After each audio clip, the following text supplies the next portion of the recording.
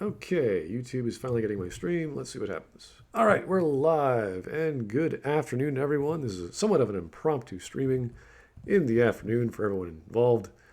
Welcome to another edition of Literature Devil. Myself, Evan Monroe, and Mr. Southpaw talking about. I think this is, I don't know, our third one, our third Last Jedi movie. I can't recall. I know we've done one in parts. So that's like three right there, but this is like the fourth one, I guess. So Yeah, we did like three parts of that Narelle, I think his name was, or yes, Nerel. yes, they're all very well edited, very well put together, very poor, redundant arguments we've heard over the years, unfortunately. So now we're going to talk about a video by a YouTuber called Andrew Lyman, and he has his own branding Andrew called, Lyman. yeah, that's the name of the Huh. YouTube channel, and he's calling it Houston Productions. So I don't know Hmm. what the difference is there. Maybe there's multiple people having their own production house on Andrew Lyman's channel. It's just Andrew Lyman. I don't know. None of my business. Huh. Because on Twitter he calls himself Houston Coley. I thought like that was his actual name. Huh. Okay, so who is this Andrew So fellow? We have no idea. I don't know. yeah, And as I said, we were having Andrew. problems with the connections with Evan. He's coming in later. And I believe Literature Devil is having some audio issues. He had to update his Discord. And he's still trying to connect. So I don't know what's going on. But eventually, I'm sure he'll figure it out. I don't know how and when. But we'll get him on board and hear his input. Till then, we're going to get started. This is a 12-minute video, and the rate upon which we watch these things is long. So it will be a slow slog, and we're going to have to take our time anyway. So literature will eventually pop in. So let's get started. Actually, you know what? Before we get started, what do we know about Mr. Houston, as you say, or is it Andrew Lyman? What kind of YouTuber is he? I don't even know. Well, I just simply call him Houston. Houston is one of those YouTubers I find has consistently terrible takes. Like I think that it's kind of funny. I'm sort of infamous for freaking out on EFAP over something that Brown Table said, where he like word for word he said that like plot holes have no relevance to the plot, and that like caused my brain to just break live on air. And but I would say that Brown Table actually occasionally has some. You can, I can go on the record and say that. Whereas Houston, I don't think I have seen a single like intelligent out of his mouth or on Twitter. Well, that might not be true because the second episode of my podcast was a coverage of his video on. And I honestly, it's been so long since I've watched a video of his, and I can't really remember what he said about Joker. There was a point where, and I went over this with Smudboy before we went live on air, but there was a tweet that he, in response to Todd Phillips, confirming that in Joker, Arthur Fleck did not, in fact, kill Sophie. And Smudboy Joker yet, and so I'm not going to, give away all the details about who Sophie is and everything. But I've seen the movie, you would know that had they revealed that Arthur Fleck actually did kill Sophie, then that would be pretty in line with the narrative that Joker Fleck is like an incel type character. So then Houston made a tweet complaining about how Todd Phillips was going to make it so that this character didn't do something that would cause him to lose any and all sympathy from the audience. So I quote tweeted that, and I pointed out so they're complaining about Arthur Fleck being like a glorification of incels, and then now they're complaining that Arthur Fleck does not act enough like an incel. And I think that in here, so take this with a spoonful of salt. But I'm pretty sure that when we covered Houston's video on my podcast, he said something to the effect of like he thinks that Todd Phillips wants you to root for this character. Like that's on Joker. Now I can't remember that many other of his takes on, but I occasionally see his tweets get roasted by someone that I'm following on Twitter, and it just seems like he's just that's my very short kind of surface level take on the kind of person that Houston is. Okay, that's Or nice critic, to know. rather. It sounds like he tends to take a not a populist approach, but whatever is popular on his side of the aisle and making it video to talk about, which is fine. You can take politically charged or what would you call a poor understanding of a video that it's not living up to your expectations, that it was never designed to. I don't know what you would call that, making a video out of that. But hey, Oh, Sophistic Autistic just sent me this. Listening, hey Sophistic. He's like a really good like info hound. I would call him. He's like one of those guys that, like, as you're talking, he search and he's like a producer of sorts. You know, he's the Jamie of the Joe Rogan podcast for EFAP and its community. So Houston says, this guy released a series of insanely long vids that nitpick every tiny detail in hashtag the Last Jedi. The series adds up to a total of 5+ hours. Can you imagine hating a movie so much that you make something more than twice as long as the movie itself? Never give this your time. Hold on. I'm trying to open up the link. yeah, well, obviously he's very critical of Mahler for having opinions and talking about said opinions for longer than the video. Like, wouldn't that make sense though? If you wrote a sentence that was grammatically incorrect, you had a bunch of spelling errors, punctuation was all over the place, it would take me many more sentences to explain that to you, right? It wouldn't just be one sentence outlining everything. It would be paragraphs. So Not just that, but it's like I would say that the in The Last Jedi amount to more than just little like spelling errors and typos. I'm saying like the grammar is completely off. It's not even functional as a sentence. You know, there's a joke sentence concocted that's like totally nonsensical and grammatically incorrect. I'll see if I can try to find it if I through my Discord like message history. But it's basically the sense of like, you know, you can't say that this is objectively bad sentence because subjectively speaking, I could redefine all these words to mean something that's actually grammatically correct. Yeah. okay, well, it sounds like he is very sensitive to length. I don't know why, and I found out about him because he made a video just last month about The Last Jedi, and I looked through his channel, and this is about a 2-year-old video, just in case anyone knows. So this is all regarding the backlash, The Last Jedi. I mean, people like myself, Southpaw, others who watch The Last Jedi go, hey, this is really bad, and we are reacting to that experience, pointing out the flaws, pointing out the errors, all the things that make this a bad story. And apparently we're doing it wrong. We're watching movies wrong. We don't know what is right. And now he's gonna angle our intentions, angle our rage into a different area of the fandom. I guess because, you know, it's okay to be angry.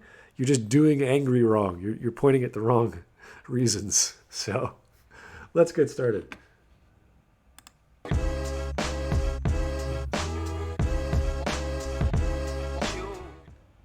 Star Wars The Last Jedi came out this past weekend, and much like every other Star Wars film, it instantly ignited a massive discussion on the internet revolving around the quality of the movie and just about everything else. These Star Wars movies have become such huge events at this point that everyone is expected to tweet something about them, people monitor the Rotten Tomatoes scores like hawks, and most of all, when two fans disagree, things get real brutal real fast. If you're a fan and you like that movie, I seriously hate every inch of your body, mind, and spirit and would absolutely force choke you like Vader if it was physically possible. So, what do you think about that tweet? Do you think like that was a joke, or do you think like the guy was being unironic there? He might have been exaggerating, maybe a bit facetious. Maybe he just really disliked the movie and didn't want to talk to anyone about it. Lots of reasons could have happened why that was tweet was Yeah, made. yeah. I've joked about being so angry at a movie that I'd like want to punch like the first person I see, but I'm not actually, uh, you know, I'm not seriously saying, yeah, I would totally over an opinion over a movie. Um, but uh, it's funny to see him pointing out this as if this is reflective of the whole Right. fandom. I guess I don't know. I feel like a lot of this is really blowing a lot of stuff out of proportion. Well, that's Twitter. Um, Whenever you quote someone on Twitter, and if they tweet something like "I'm going to go do X," there's a big chance they're mhm, not going to do X. So it's an off-the-cuff medium. You're just saying something on an impulse, and that's that. If it's just opinions, it's mhm, fine. If it's I'm going to go do X or Y, I'm going to go buy a house, I'm going to go jump off a plane, probably not going to happen. Just mhm. just is how Twitter works. We live Yeah. in a culture now that overhypes, overdramatizes, and Oh, overanalyzes pause it. every movie, but Sorry. There was a. I'm looking at his tweets about Maul. For reference, I skipped to a random clip, and he was doing a whole rant about the massive plot hole of how Phasma and her stormtroopers got into the engine room before Finn and Rose. I don't remember Mauler calling that a massive plot hole. Um, like it, he's someone correct me if I'm wrong. I am terribly sorry. But I noticed that this is a common thing that he used to strawman the people that he disagrees with, which is a fairly common thing with other The Last Jedi defenders. And so I like that he says needs to be taken with a grain of salt because I don't think that he is a trustworthy person. Okay, well, he seems to dislike Mahler for many, many reasons. So Mhm. we'll just leave it at that. He has creative differences with how Mahler creates content. nowhere is this near as bad as in the Star Wars fandom. Now, to be sure, analyzing films isn't something to be discouraged, but I do think it's coming to a point now where people want everything in Star Wars specifically to be iconic, worthy of putting on a t-shirt, exactly what they expected, and to make them feel like they're a kid again watching the original trilogy. Anything below that ball. Whoa. So I don't think that any of us have said that we want the iconic. That doesn't seem to be a criticism that I've ever made. It's not like I'm saying, oh, these movies are forgettable. I think that there's moments in the sequel trilogy that can be seen as iconic, even if a lot of it is straight up repurposing imagery from the original trilogy. Um, but stuff like I don't know the Holdo maneuver, stupid as it is in universe, it is an iconic shot. I think that's a safe thing to say. It might be iconic for all the wrong iconic just because of its technical brilliance. Like I'm being very surface level here. I don't like what the Holdo maneuver space battles in Star Wars, but it is a beautiful shot nonetheless, and it stands out amongst all the other shots that we've seen in Star Wars. And I don't think that we've ever said that we want everything to be able to to be put on a T-shirt. I think that we like all that the fans that have been criticizing the sequel trilogy have wanted is they just want the original trilogy. They want the achievements of the original trilogy to I don't know, to something in the end. They want the original characters to act as we would expect them to, given how they were written trilogy. We wouldn't want them to all regress as characters off screen. I don't think that's too much to ask for, and yet acting as though we have all these different criteria that would make it basically impossible to please us. It's an odd thing to say we want iconic imagery or iconic characters. I mean, that's a very specific literary term that you'd have to point to and say, well, what icons exactly do you want to have in your story? So I don't think I've heard anyone ever say that. And the whole talk about, something that can be put on a T-shirt, that's just a marketing aspect that has nothing to do with the story. And if anything, all he's doing is describing The Force Awakens, because that's what JJ has created. He created a carbon copy of Episode 4. And you could feel that with every plot point, with every character nuance, trying really desperately to appease fans. Like that's the slow ball pitch. Make that thing connect as best as possible. So he's not describing it right. He's doing what makes it bad. And it's a very ironic statement for him to make. Becoming through clear. Hey, you're very, very quiet. We can hear you. You're very quiet. Let me crank you up, sir. I mean, but yeah. There, Mr. LiteratureDevil, please talk. Fantastic. I'm finally here, and it seems everything seems to be working at. You're at 200% gain, but you're coming by just fine. Fantastic. And on that point, the last thing I heard was he mentioned that everyone wants Star Wars to be constantly iconic. I don't think that was ever anyone's argument. I think the main thing I've heard is that people want Star Wars to at least be decent, and then everyone would be satisfied. But Last Jedi wasn't decent. It was horrible. It was an insult to the fan. I mean, it was an insult to the audience. I mean, look at the man. I didn't say there's anything in the Mandalorian that's exactly iconic. Besides, I don't know, Baby Yoda. Baby Yoda, even though, yeah. Even though you have some people like I think Mahler and Rags aren't fans of it. I actually like the show a lot. I think that the episodes 4 through 6 are the weakest. And I'd say that episode 4 is the only one that I would consider like actually unenjoyable. I enjoy outside of it, and I haven't heard their case for why they think it's a bad show, and I'm willing to listen to that argument. The Mandalorian wasn't an insulting experience the way that the sequel trilogy was, and for that I appreciate it, and I enjoy it quite a bit. And the Clone Wars is a show that I also there's some problems with it, but I mostly enjoy it. Criticisms of almost everything that's ever been made as part of the Star Wars franchise, but that doesn't mean that I'm impossible to please. Criticisms of A New Hope or Empire Strikes Back, that doesn't mean that I think that they're bad films. It's like there's, no film is perfect, but you can also whole a satisfying experience, and that's not what the Disney trilogy is. Exactly. I mean, I watched The Mandalorian. It was good. I mean, the first few episodes were great. I thought they were very spot on. Then they kind of fell off in quality. But I mean, it's the first season. I always give the first season a little bit more leeway because one of my favorite shows is DS9. I said that before, and DS9 had kind of a rocky first season, and then became fantastic, became great. And yeah, you give a little bit of leeway to the first season, give a little bit of leeway to The Mandalorian, but even with that leeway, it still turned out really, really good.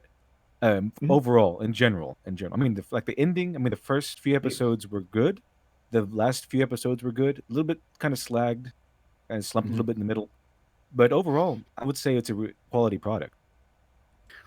The only thing that kind of got me fucked up about it was the fact that they used the penultimate episode to introduce thing before Rise of Skywalker came out to try to set that whole thing up.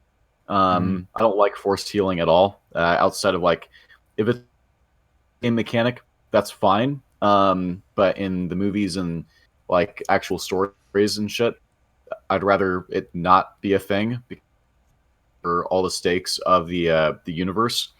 And so that's a major criticism that I would have of The Mandalorian. But on the whole, I also think that it's like this works for me. It plays things very safe much of the time, and it doesn't take the kinds of risks that the. And honestly, that's probably a good thing. The Last Jedi took a lot of risks, and I think I think it literally at actually executing them. And it's not that there's no way that you can succeed when you take a risk. Subverting expectations. I just saw 1917 last night, and that movie subverts expectations in a way. I'm not even going to describe it because it would just. I'm actually going to go see that today. We're planning to go see that today. It's excellent movie. It looks like a fantastic. It's phenomenal. Oh my god! Like I'd seen it in 2019. It would have been like my favorite movie I saw of all of last year. I saw the trailer to that movie, and the only other time I felt this excited for a movie was when the Joker trailer dropped. So that's a good sign. Good sign. Okay, well, let's keep going because again, we have a lot to go through. Now that you guys are both here, it's going to take even longer. So let's keep going. Is worse than the prequels and the next Jar Jar Binks, whatever that. Oh, he had a picture of the Suicide Squad there. Is worse than the prequel. Wait. This is his of people who think that the sequel trilogy is worse than the prequels. We're apparently DC fanboys with Batman snapback cap and Suicide Squad T-shirts. That's where did you get this from? Where does this characterization even come from? I'm pretty sure that everyone that's smart enough to criticize the Disney trilogy is smart enough to realize that the DCEU is a dumpster fire, and that includes Aquaman and Wonder Woman and Shazam. I think the only one of those I've actually seen is Shazam. It was very mediocre at best. It was good to watch for the moment, and I haven't really thought about it ever since. It wasn't anything special. Just got a I haven't seen Wonder Woman or the other from Mr. Eric Santucci. Disney Lucasfilm's first dive into Star Wars was TFA, a rehash. I find it rich that Houston says that fans only want iconic things. Disney began that trend. Yeah, it's essentially what he was quoting. He was quoting the J.J. Abrams mentality of how to make a Star Wars film, which was do what you know and just repackage it, essentially. So sadly, that's what we got, and that's how he ended. I guess he ended the trilogy. Again, I haven't seen the last movie, but from what I'm hearing, it's just a lot of fan service and too many things happening too quickly to try and fix what came before. Yeah. So. And the Palpatines win. And Snape kills Dumbledore. Yeah. Look at the Snape kills Dumbledore, and that was it. Okay. That was the last moment of Harry Potter, and Voldemort wins. Need to make a Harry Potter sequel saga, and what's going to happen is Ron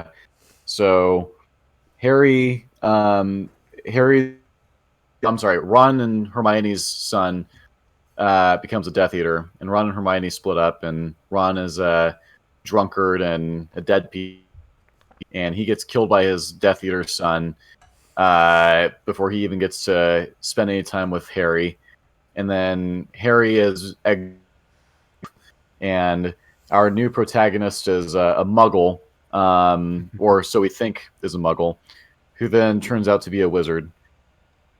And a week of training is within a week at Hogwarts is better at everything than Harry was of going to Hogwarts and studying magic. And the villain turns out to be Voldemort again. And like literally everything that the main characters did in the original Harry Potter books was pointless because Voldemort just comes back 30 years later. And the son of Hermione and Ron is also played by Adam Driver. That's a role he doesn't want to remember. Did you hear about that? I think I read an article recently where Adam Driver says he wants everyone to forget that he ever played Kylo Ren, and he never wants to go back to that role ever again. I wouldn't be surprised. I do not blame him. He's the kind of guy who walks out on an interview because he heard one of his performances and he didn't like it, and it drove him nuts. Not because the person played it, because he just didn't. he doesn't like criticizing himself after the fact. Like he could have done this better, or he doesn't sound as good as he could have, etc., etc. So looking back at the trilogy, he'd be like, "Oh God, I don't even want to watch that." It's really sad, like how they really wasted the time. So many people in these movies, like Domhnall Gleeson is a good actor, John Boyega is a great actor, Adam Driver is a great actor.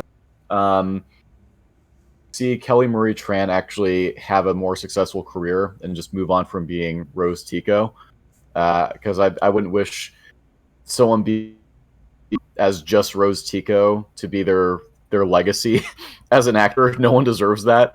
It's like I'm rooting for Robert Pattinson to be a great. He's actually a really great actor, and he deserves to have something replace the Twilight movies as like his the main, you know. And that's how I feel for Kelly Marie Tran now, unironically. Yeah, I wouldn't wish Raylos on anyone. I think they go after her pretty hard. Oh yeah, yeah. Driver, Boyega, Tran, Gleason. Like I want them all to have successful careers that can be salvaged out of this. Because I what they did to Del Toro too. They added Del Toro in just for that one scene in Last Jedi, and he never came back. He's not in the third movie. They just wasted him. They just wasted Del Toro, one of the he's a fantastic actor, an iconic actor, true. and they just wasted him. Because Ryan Johnson want to talk about war. War is bad, guys. Did you know that? Yeah, thanks there, Ryan. We got the message. Thanks. Did you know that war profiteers are bad? Capitalism is bad. Now pay for my movie and give me money. Thank you, Disney. Love what you've done with the place. Yeah. Coming soon to another franchise near you.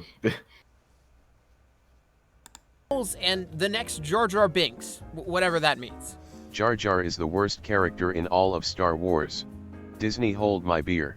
In this video, I want to just... So that's so true. I think Jar Jar Binks over a lot of these other. Yeah, there's a podcast that's run by a fellow named CGP Grey. I don't know if any of you guys have heard of him. He's actually a really, really interesting YouTuber, and he did a podcast where he and his friend discussed The Last Jedi. And keep in mind that CGP Grey is respected by the likes of Patrick Willems and like Bob Chipman and shit, but despises The Last Jedi. And there's a whole segment. Bob Chipman. Okay. Yeah, like, well, I mean, he's one of, I don't know, bread tubers or whatever. Like there's this website that they all went to that like, you know, Just Right and Patrick Willems and on there. And I think that I know that CGP Grey is on there. So he's considered a part of their little tribe, right? But he hates Rose. And he sums up perfectly well why this character is just stupid, and he cites the saving what we love where like the movie broke him. Like it doesn't have to be a thing where no, you're not toxic for not like legitimately poorly written character. She is the dumbest rebel that's ever lived.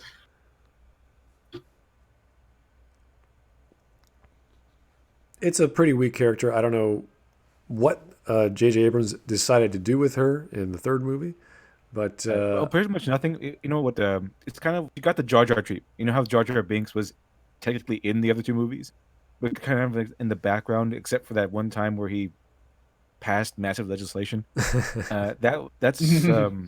That's what happened to Rose, essentially, except without the massive legislation part. She's kind of in some scenes, and then she's kind of forgotten about. In Revenge of the Sith, Jar Jar is literally just in the background in the funeral procession. That's where he was. He has a cameo, but he doesn't speak any lines. That's a little worse than what happened to Rose Tico. At least she got some lines. She doesn't really do anything, but she got some lines.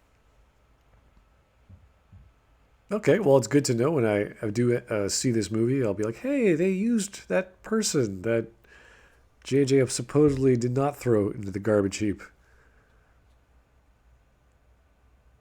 Discuss both why this movie in particular is so polarizing and why I think many fans are holding it to an improper standard and missing the point and message of the story. Now, don't take that to mean that I think The Last Jedi is perfect. If you're looking for reasons to dislike this film or be critical of it, there are plenty of valid arguments that you could make against it. This movie has some major issues with pacing and plot structure, and the tone can be inconsistent. There are also Yeah, and that's a bunch of stuff that Waller points out in his 5-hour critique that you complained about for being too long. Long man bad. Yeah, literally all he does is just nitpick when he very issues with structure and pacing.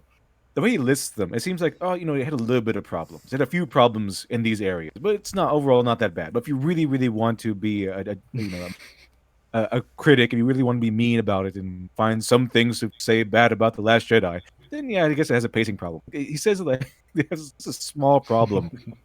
No, these are titanic problems because the whole entire movie is a titanic problem. It's a problem built up of several gigantic problems. A huge wart on the back of a gigantic, misshapen, malformed whale. Yeah. Terrible stuff. I've done several videos on this of problems you've missed, problems that you didn't miss, all sorts of issues with plot and characterization and pacing and just every angle you could use your lexicon on literary terms. You're like, oh, this happens and this is obviously not done well and this is improper, this is taking too long, or this is unexplained. It's just so many of these events that you need something like a course in school to show how not to do something. It's kind of amazing, especially when it's shot in such good camera with live puppets and all sorts of other CGI things. It's like, wow, what an amazing like that would be a course in school. You get not a degree, but it'd be like an elective or an arts degree, or maybe arts and sciences. You're taking a major, you're double majoring. You're like, hey, I'm going to take something in the arts just to pad my my engineering diploma or whatever. It's like, yep, take a course on a little bit more impressive, a little bit more rounded. Yeah, just hey, yeah, this is why Hollywood sucks. Okay, here we go. Watch The Last Jedi. Okay, great. I don't think he says that this film was polarized, divided the fandom. Well, kind of it did, but I don't think it's exactly the movie itself, because if everyone could acknowledge, yeah, it was a bad movie, and yeah, I like it. It's a bad movie, but I like it, or whatever. And then they said, well, I still acknowledge it's a bad movie, but I like it. I can understand all of that stuff. But it's the defenders of this movie that really made it polarizing, because it's not just, okay, it's bad, or I like it, or whatever. You can have your own opinion. It's, you like this movie, or you're a bigot. You like this movie, or you're a terrible, horrible human being, or not even. So if you either like this movie, you're not even a human being anymore. You are an evil misogynist, add label here. And it's just, it's not even that so much. I mean, even if it was just a mere name calling where they tell you you're a bad person, they don't even acknowledge it's a bad movie. They might acknowledge some flaws, but they come in and they try to defend it as a masterpiece. Not just, it's not just a bad movie that I like. It's a masterpiece. And you don't like it, you have a terrible, it's according to them, if you don't like this movie, you are apparently a terrible person. You have terrible taste in art. And you, along with being a misogynist, a sexist, racist, all that other stuff.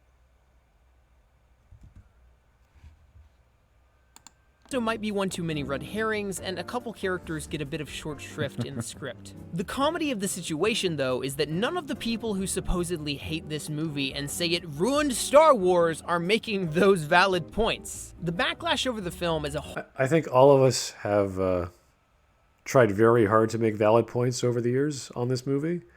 So I don't know where he's coming from, or he's just not watching. He's just not paying attention, really.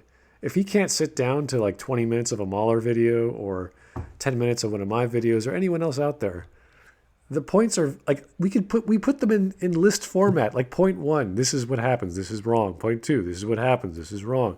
Point 3, this character, where did they come from? Why are they acting this way? Etc. Etc. It's very simple.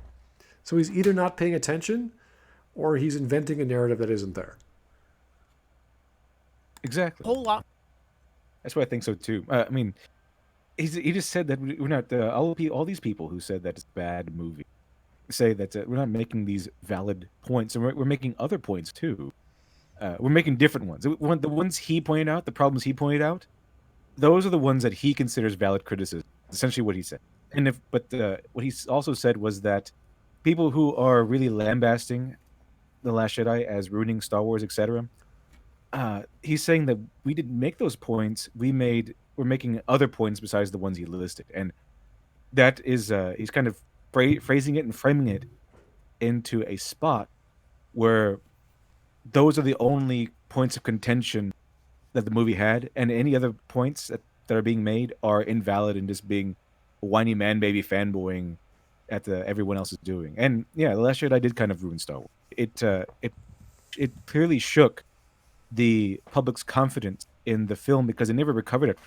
Yeah, The Last Jedi was really it was successful, made a lot of money, but then the movies after it, Solo kind of failed. Solo did fail, and then you had The Rise of Skywalker, which it made a lot of money too. But that's the last movie of the trilogy. People wanted to go see it, and it quickly dropped off. If you look at the numbers, it had a large like day one kind of viewing, relatively speaking, and then it really, really dropped off. I think what was 40% by the following weekend. Then I saw it on a Saturday night, and on a Saturday night, The Rise of Skywalker, the theater was almost completely empty. It was maybe maybe a handful of other people. So it's not good. The Last Jedi really shook the confidence of the people, confident consumer. So yeah, it did ruin Star Wars. You can see it by the numbers. At least you can conclude it by the. Just got a super chat from Coolman229. It's not hard to make good points about The Last Jedi. Many, many videos have gone into great detail of why the movie failed, and he's ignoring all that. Yeah, essentially, that's what we summarized. He's not actually addressing the points. He's just saying, yeah, you guys are wrong. You're not doing the criticism thing right. You got to do it this way. So we're not only are we watching the movie wrong, we're criticizing the movie wrong. We're criticizing. We're being we're criticizing wrong, watching the movie wrong. We're getting mad incorrectly. So this is the Patrick Willems of criticism, I think. I just want to quickly point out that Rise of Skywalker, they made $289 million, almost 290 million actually, and then they made 127 million, which was a 56.1% drop off. Yeah. And then this past weekend, they made, which is a 63.8% drop off, which that's a pretty fucking big deal. That's a huge drop. I heard 40%. I didn't hear. That's bigger. That's worse than I thought. Yeah. For a point of comparison, let's look for The Force Awakens. See how its first 3 weeks. And The Force Awakens did really, really well comparatively. Yeah. It should have anyway. How do I? Yeah, domestic. Yeah, so domestic weekly. Force Awakens, $390 million in its first weekend, 261 million in its second weekend, 118 million, and 55 million in its fourth weekend. In its fourth weekend, until its fourth weekend. Yeah, in its fourth weekend, The Force Awakens more than The Rise of Skywalker did in their third weekend, and like in their second weekend, they made more money than I think all than Rise of Skywalker did in its first weekend. That might not be correct. I'm sorry. I can't remember what the numbers were on Rise of Skywalker. It was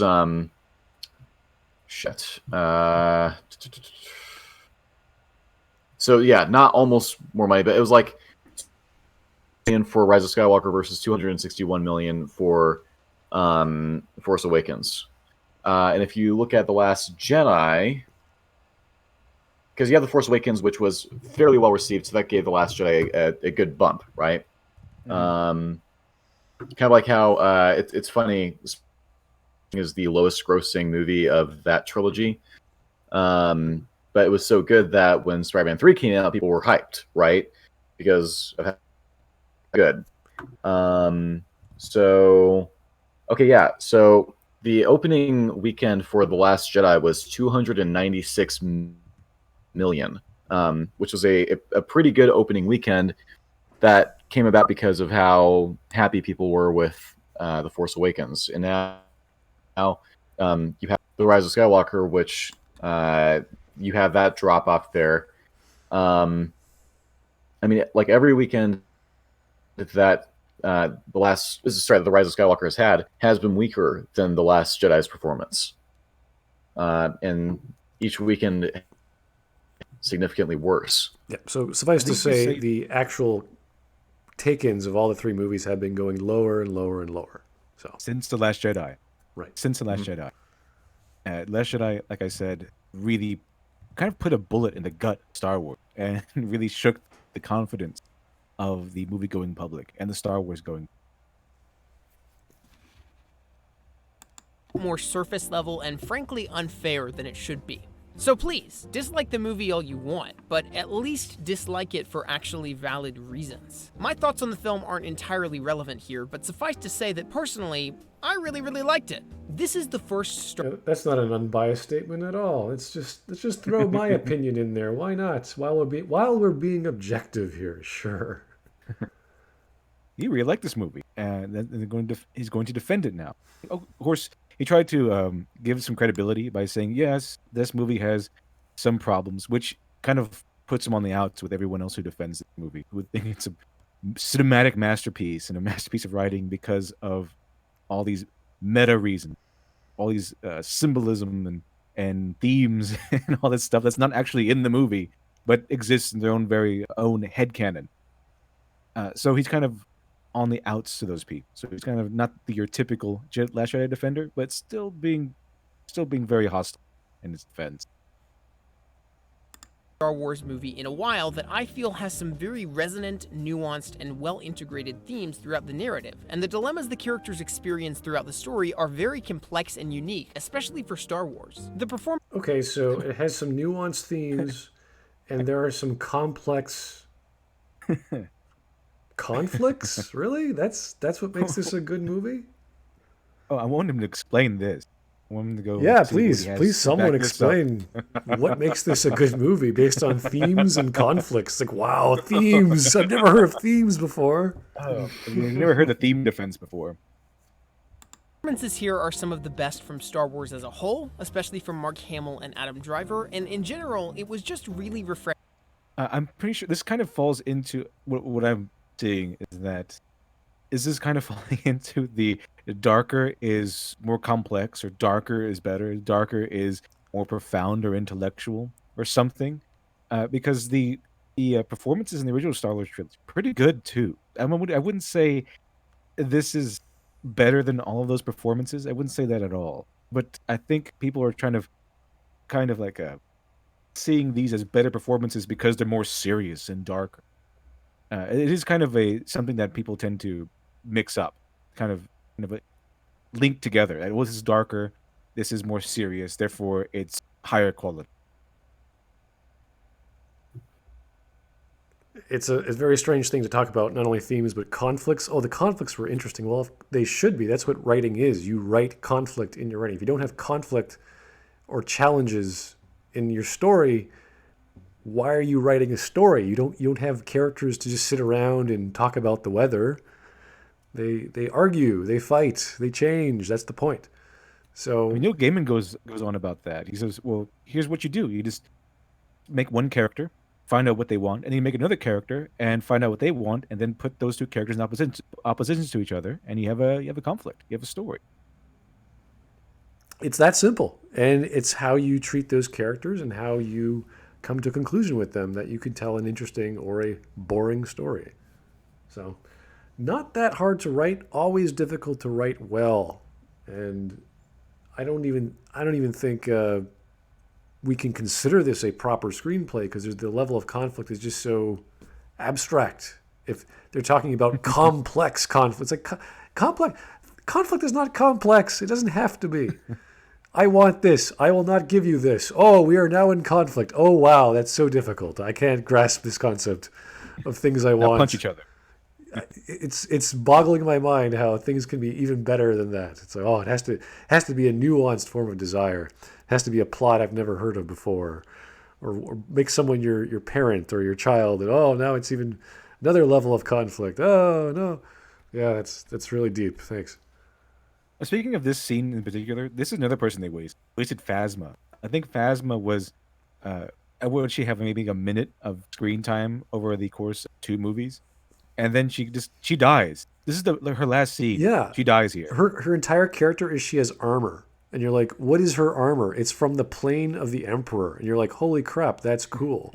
What happened to the Emperor? Like that could have been a tie-in to the third movie if the Emperor was still around, and then it could have been a reference to Phasma, like, yes, I nearly died in a ship, and it was this crazy energy beam, and my ship was okay, so I made armor out of it, and I gave all his backstory. It could have been, I don't know, something to do with. That's why Phasma keeps coming back to life, because she keeps dying. She's one of the main characters who really intrigued me when she was first introduced, because they didn't really explain her that much. So I thought, well, second movie they're going to explain a little bit more about her, because I'm pretty sure she wouldn't see her die or anything. They didn't. She's just kind of there again, and then it looks like she dies, and you think, oh, maybe she's probably going to come back Loki style in the third movie. She doesn't. She's apparently dead here, and then she comes back in some secondary or tertiary story. She's dead. She has no sign of Phasma in the third movie. Yeah, big waste. She doesn't even like appear until like late into the second act of the movie. It's super jarring. Before you could finish saying, "Oh, she's alive," she's dead again. So she's barely in this movie. Yeah, it would have been interesting. I know that in the comics she's seen as just this hired gun who just happens. They have a whole book about her too. Yeah, it's barely mentioned, and they could have done something with her backstory to make her some sort of not rebellion or a rebel person, but someone who was changing sides, and she says, hey, this is the best gig, I'm getting paid the best, I should be a loyalist, and have that be part of her character. But there was no development, so why even have this famous actress come in to play this role? There's very... she was Brianna Tarth. Yeah, but do something with her. Have her... Use her. Give her some emotion. We see an eyeball, and her mask is blown away a bit. And you're like, oh, wow, we could see she's afraid or something. Windows to the soul.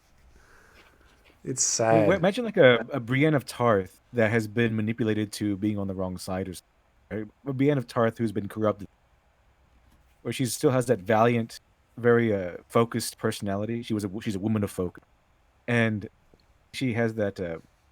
She needs to achieve all of these things because she was an outcast. She wasn't treated like everyone else. I then remember Brienne of Tarth was she's picked on for her size and how big she is and how manly she is, and she kind of embraced that and became this really awesome knight. So we could see that sort of characterization in Phasma, because she's essentially kind of in the same position. She's, stormtroopers historically have been just men. Now we see that not only is there's a female stormtrooper all of a sudden, but she is in a state of command and has this unique looking armor set. So that kind of sort of in the same vein as a Brienne of Tarth, and she's played by the same actor. So I just got a super chat from Cool Man. I wasn't aware of this as a thing, but Phasma was established as a Palpatine fangirl. I had no clue. I don't know if he's just exaggerating, but if that's the case, that's crazy. And the only movie she's not in is where where Palpatine comes back. So it's Palpatine. That would have been fantastic. I see here like a squee over Palpatine. Oh, he's alive, that sort of thing. That would have been fantastic to see. I would give her some more character, but I guess that doesn't. Fortunately, doesn't happen. Because I know for a fact she's not in the third movie. She dies here. It's just these characters have been so wasted. Like, they're not actually characters. What do we actually know about Captain Phasma as a person? Nothing. What do we know about her personality? Really cool armor. Yeah, she has cool armor. She's played by Brienne of Tarth from Game of Thrones, and that's all that there is to her character. You're supposed to like her because she has cool armor, and she's played by someone that plays a badass character in another show that you like or used to like, and then it got ruined. Yeah. So it's franchise. Yeah. So, um, I really, I don't know, man. I'm bummed out that we have these movies that are trying to word myself very carefully here because Stephen King is being canceled right now over saying as some we speak. fairly. I'm going to kind of echo what his thoughts are here. So I am perfectly fine with the idea of having a Star Wars that is this diverse. I'm okay if they want to make a trilogy around characters such as Phasma and Kylo and Rey and Finn and all that other stuff. Okay, I don't have an issue with that. What I have an issue with is how these characters are being written. Um, we went over like how we as a character in the previous response that we did to Neryl.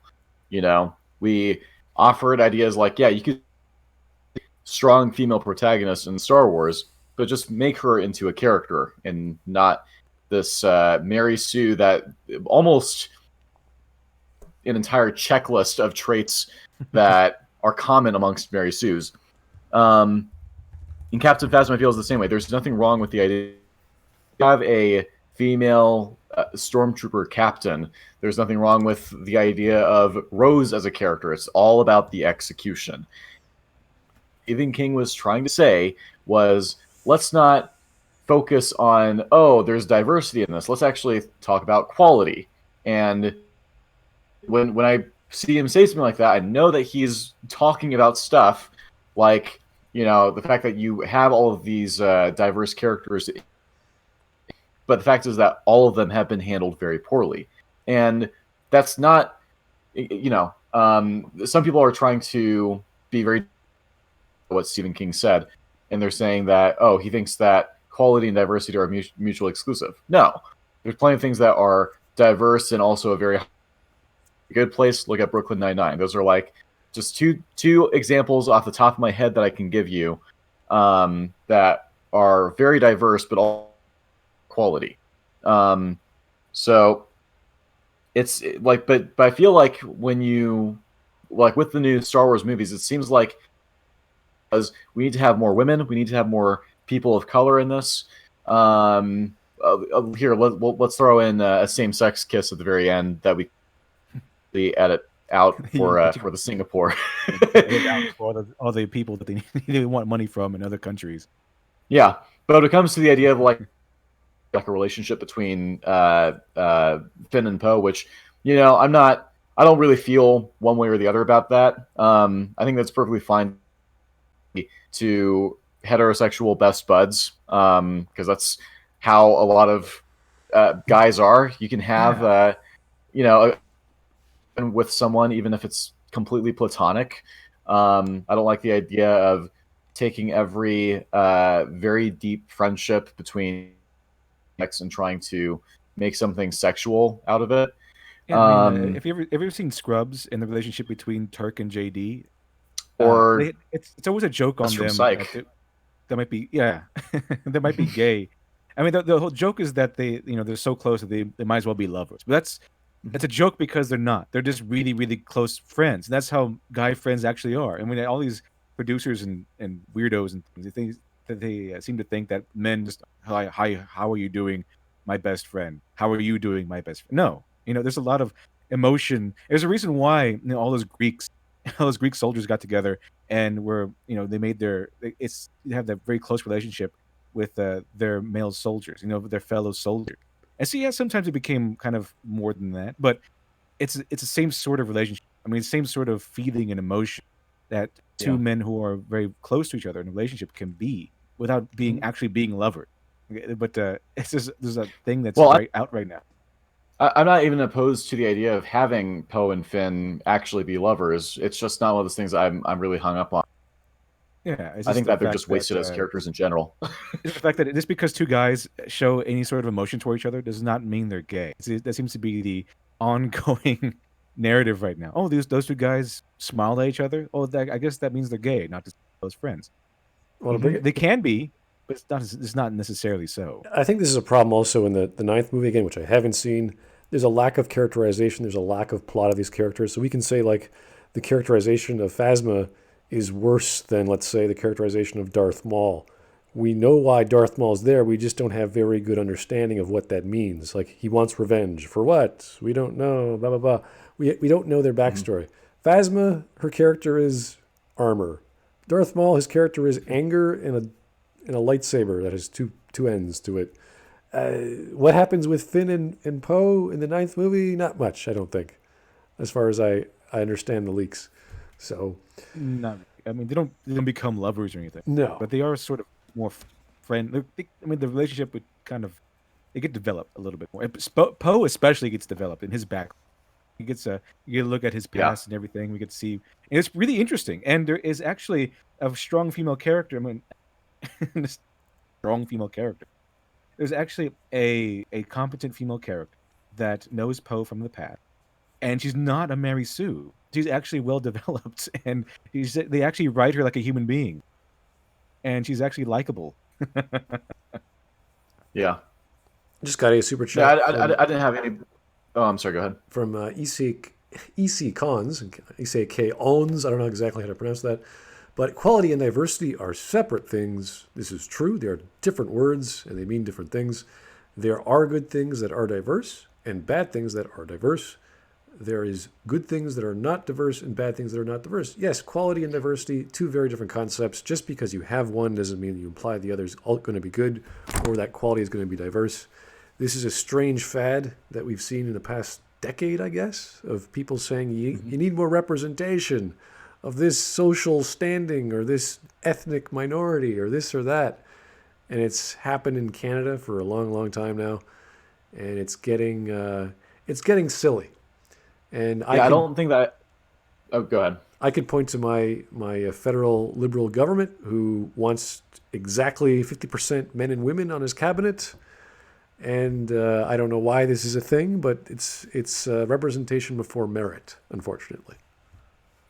Yeah, I don't think I ever said that quality and diversity aren't different. What I said is that they aren't mutually exclusive, meaning like such that you have to have something not be diverse in order to be of quality, which is what some people are claiming Stephen King is saying. Some people are saying that like Stephen King is saying that quality and diversity are mutually exclusive things, which is not what I would say. It's not something that I don't think that Smudboy or LiteratureDevil here would say if I'm understanding things correctly. Was that a response to me? Oh, well, no, it's just someone, EC Cone's super chat. He's saying that quality and diversity are separate things, which I agree with. I'm just saying that they aren't mutually exclusive.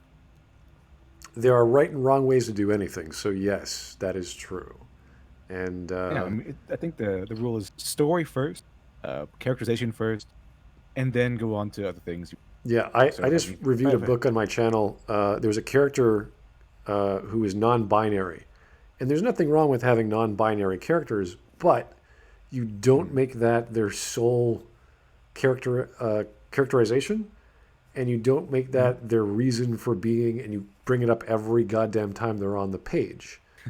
It's exactly, a good example of this in the modern storytelling. Did you know John Wick? I think it's 3. I think it's 3. What was she? The executive. Something like executor or something like that. Yeah. Something like that. She comes in as a character who is going to deliver lay down the law of the high table. Oh, and she's non-binary. She's non-binary. Mm-hmm. But it never comes up. You wouldn't know. You would just think that she's kind of a standoffish sort of woman. It never comes up that she's non-binary in the movie, but she is. Canonically, she is. So she's a very intriguing character and very she has a aura of menace.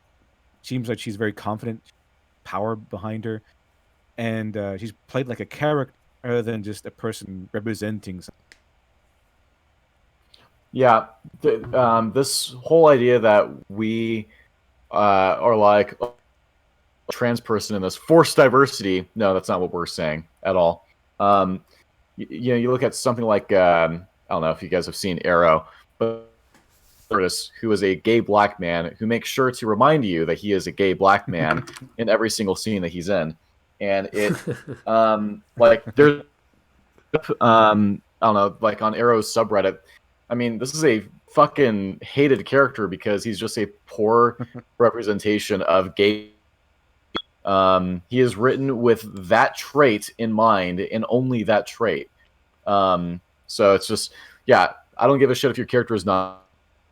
I have a major trans character in my books. I'm writing a transgender police officer character in my books. That's not their defining characteristic, and I'm not going to have trans like that. That's not going to mean that they are morally superior to everyone or superior at every single scene, or it's going to give them plot armor.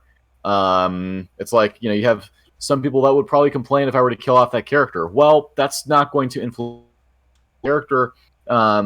It would have a death that is earned. That's their fate. I'm not going to worry about how people are going to complain about how I killed the most major transgender character in my story. That's not going to influence. Am I going to kill off the character? Probably not. But it all depends on where the story takes me. I just care about what is the most fitting conclusion to this character. Their identity has nothing to do with I'm not going to write my story in a way that's going to politically, because they might get offended that, oh, I killed off this trans character, or I made this trans character incompetent or amoral or whatever. That's not what I'm going to do. But it happens all the time in movies like the Star Wars Disney trilogy. I'm done. Okay. Oh, and by the way, she was the adjudicator. Yes. Adjudicator. To see a movie that actually expanded on this mythos instead of just retreading the same ground we've been going over for 30 years. X-Wings, TIE Fighters, Blue Lightsaber, the Millennium Falcon! Yes, this movie contains all of those elements, but it also feels like it's making some attempt to do something new and begin a fresh era of Star Wars that doesn't rely on old canon to exist. It's going to have to, or this universe is going to get real old real fast. The response to this movie has been divisive to say the least, and nothing if not single-minded. When I found out people were hating the movie, I was honestly shocked, because you were shocked. I'm actually surprised that we glossed. I'm surprised that we glossed over the fact that he said that this universe will get real old real fast. I mean, the fact is they can't sell you new Star Wars without old Star Wars. Everything that's new Star Wars, all those new Star Wars that the Disney has made up, is being propped up artificially by old Star Wars. Yeah, but what is no one new? buys for the new stuff? What is the new stuff he's talking about? Like what new lore? Like Kylo Ren. Like there's no. I mean, now Mary Sue's can exist canonically, I guess. All the new elements are horrible. Force Ghosts can shoot lightning now. Yeah, that's horrible. That's not a good lore. You want good elements, not bad elements that are new. The Emperor can now canonically just zap a column of light, zap an entire fleet of ships. That's new. And there's something called a dyad in the Force, and that's supposed to explain why Kylo and Rey are so powerful, because of some nebulous dyad. It is never explained. It's just the Emperor goes, "You are a dyad in the Force. That's why you're so powerful." Okay, how does that work? Where does that come from? How is a dyad made? From what triggered it? It's never explained. It's just an excuse for why this powerful. This is such a strange argument, saying, yeah, don't do old things, do new things. Great, fine. Do whatever the hell you want. But don't break things without knowing how to break them. And don't create new things if you don't know how to create them. He's saying, hey, look, it's new. It's like, it's bad new, okay? It could look like, this shiny new thing, and then you start using it and it breaks apart. It's like, oh, this is a piece of crap. Why would you even want that? Why would you want a new story which is bad? It doesn't make sense. I mean, the thing about that is, KOTOR didn't have any of that stuff. It didn't have anything from the original trilogy in it, really. It just had the idea of Jedi and the Force and lightsabers and all that stuff. KOTOR was beloved. KOTOR was really popular. It didn't have the Millennium Falcon. It didn't have X-Wings. It had stuff that was new in there, new lore to add to the Star Wars canon. But it was done really well. It's kind of like the new stuff from KOTOR was bought from a high-end brand name shop. The new stuff from The Last Jedi was bought at the flea market. Big difference. Well, there were two things maybe that were stretching the Force, like Force bonds was invented, and that you could use the Force to erase someone's memory or something like that. Like those are abstractions from the Force that it's a mental control thing. There's some sort of emotional connection. Like we get Force bonds because we saw that in the original trilogy with Leia. Great. And there are all sorts of mind tricks you can pull on someone. So if you have a whole bunch of Jedi performing a mind trick on another Jedi that could remove their memory, okay, yeah, that could happen. That could be a thing. It's not this crazy Force lightning that could shoot into the heavens sort of thing. So it's a little more believable. Like you have to do new stuff in a believable way. That's called writing. You have to make your writing believable. So telekinesis, telepathy, we know that's what the Force does. Great, work with that. Oh, you can shoot lightning. Great. How much lightning? Well, not the opposite of like lightning from a thundercloud, but into space. Nothing like that. Zap this entire fleet of ships. I still cannot believe that the Emperor actually did that. He does do that in the movie. I still can't believe it. That's ridiculous. Usually when it comes to these big blockbusters, the crazy fans tend to judge the movie based on very surface level things, like how many cool fights or epic moments there are. Now, what's wrong with that? What's wrong with having a good fight scene in a movie? And your movies are known for that. That's what called a series of a genre is, like the James Bond franchise. Guess what? There's going to be some chase scenes. There's going to be some shooting scenes. There's going to be all sorts of action scenes. That's what James Bond does. That's what you expect. That's kind of why I would go to a James Bond movie. Yeah, so what's wrong with going to a Star Wars film or a Star Wars series like the 4th or the 9th episode saying, hey, you know what? I've seen those other movies. They've got really cool space battles and sword battles.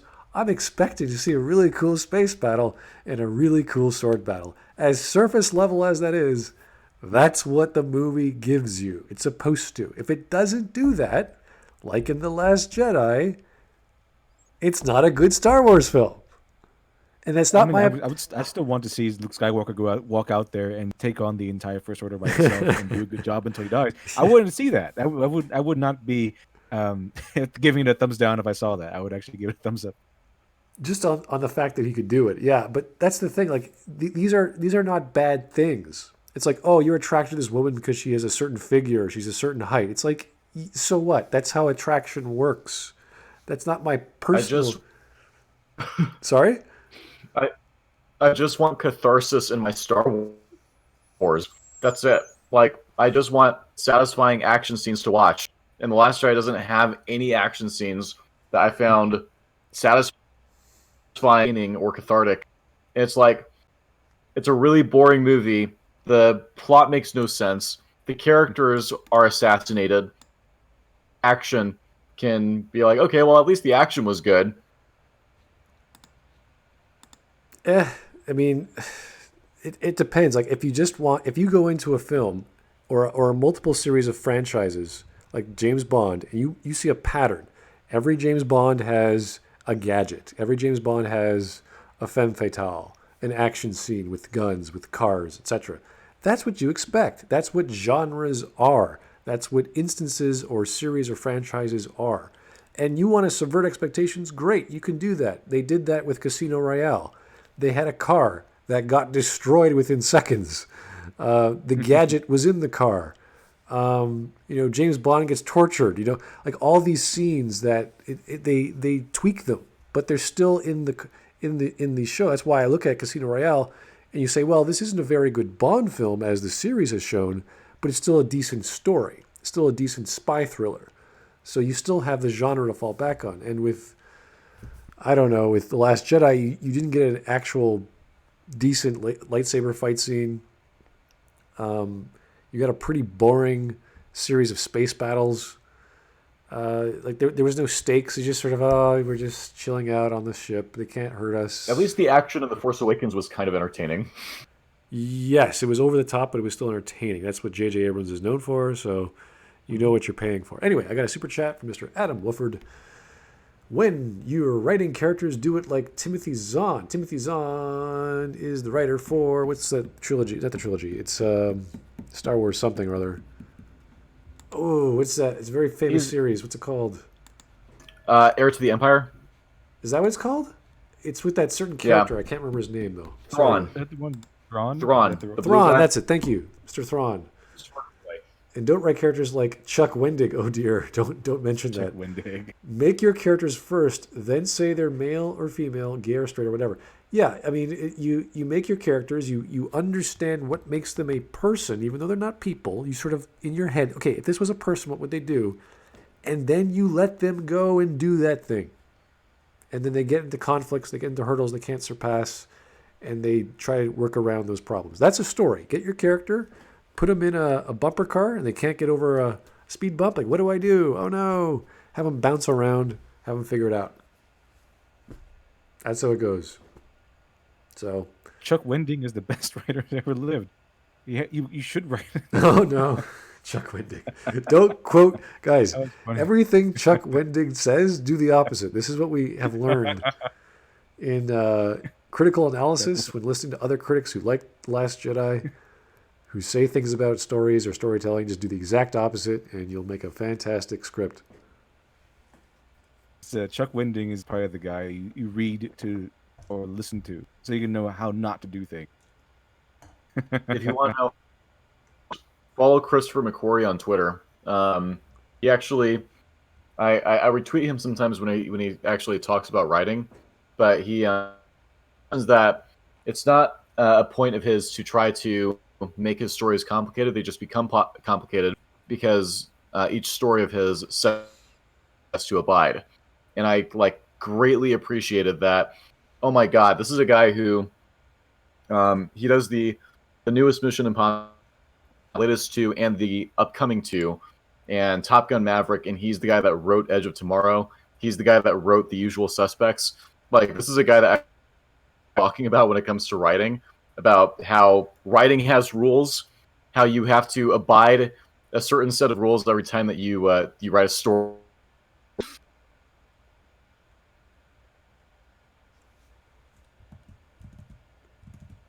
Okay. I will endeavor to check him out. Let's keep going.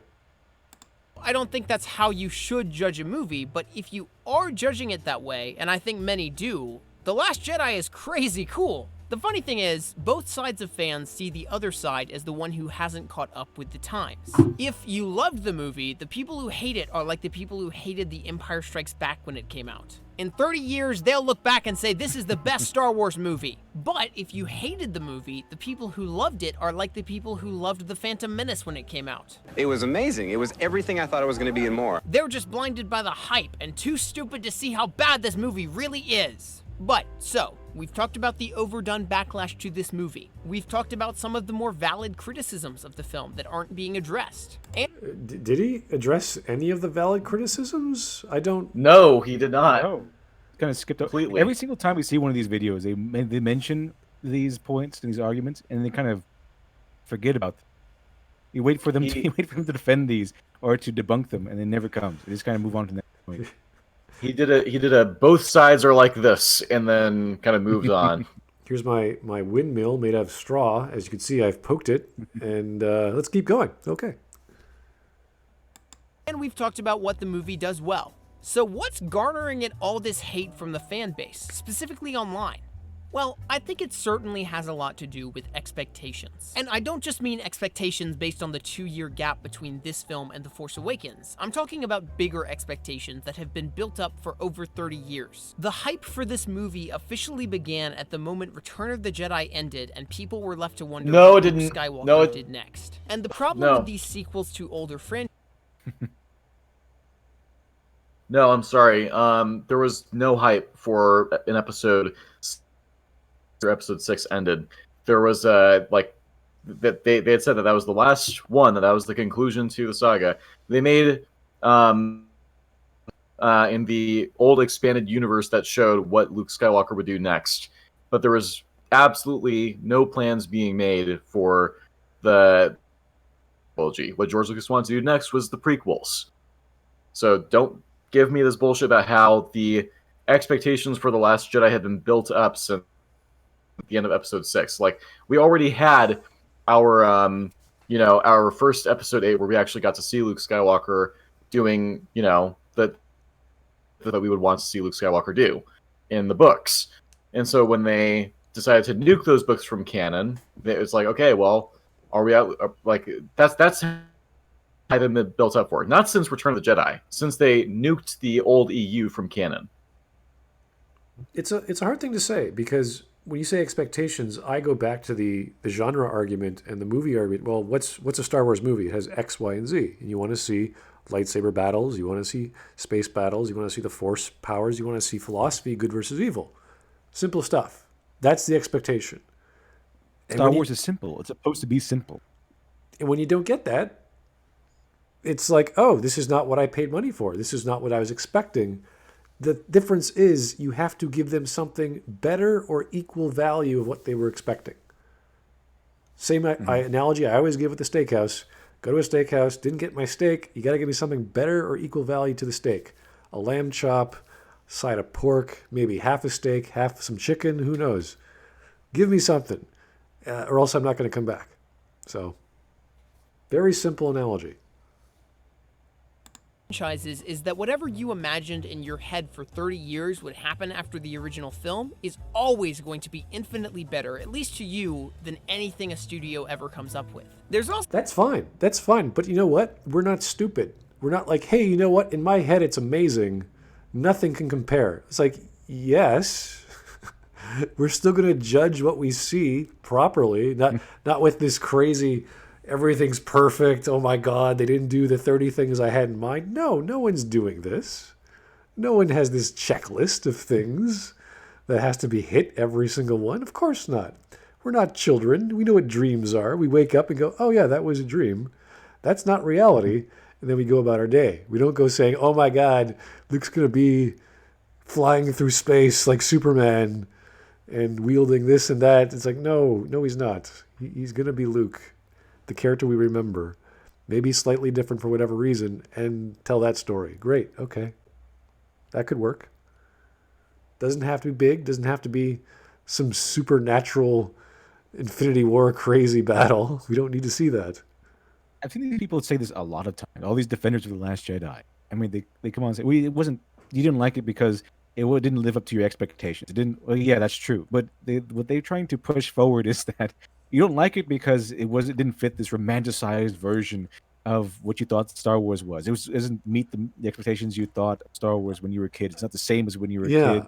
It's all this stuff. That's not true. It's not true at all. I remember that quote from Patrick Willems where he got exactly what he wanted because his expectations were met.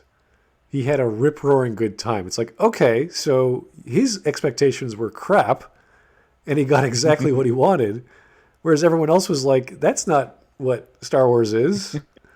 What were his expectations then? Is it kind of the equivalent of hiring an employee because they're still breathing? I don't remember. It was just this bizarre Patrick Willems statements as always. I get these two freaking super chats in a row. I don't know why this happens, but here we go again.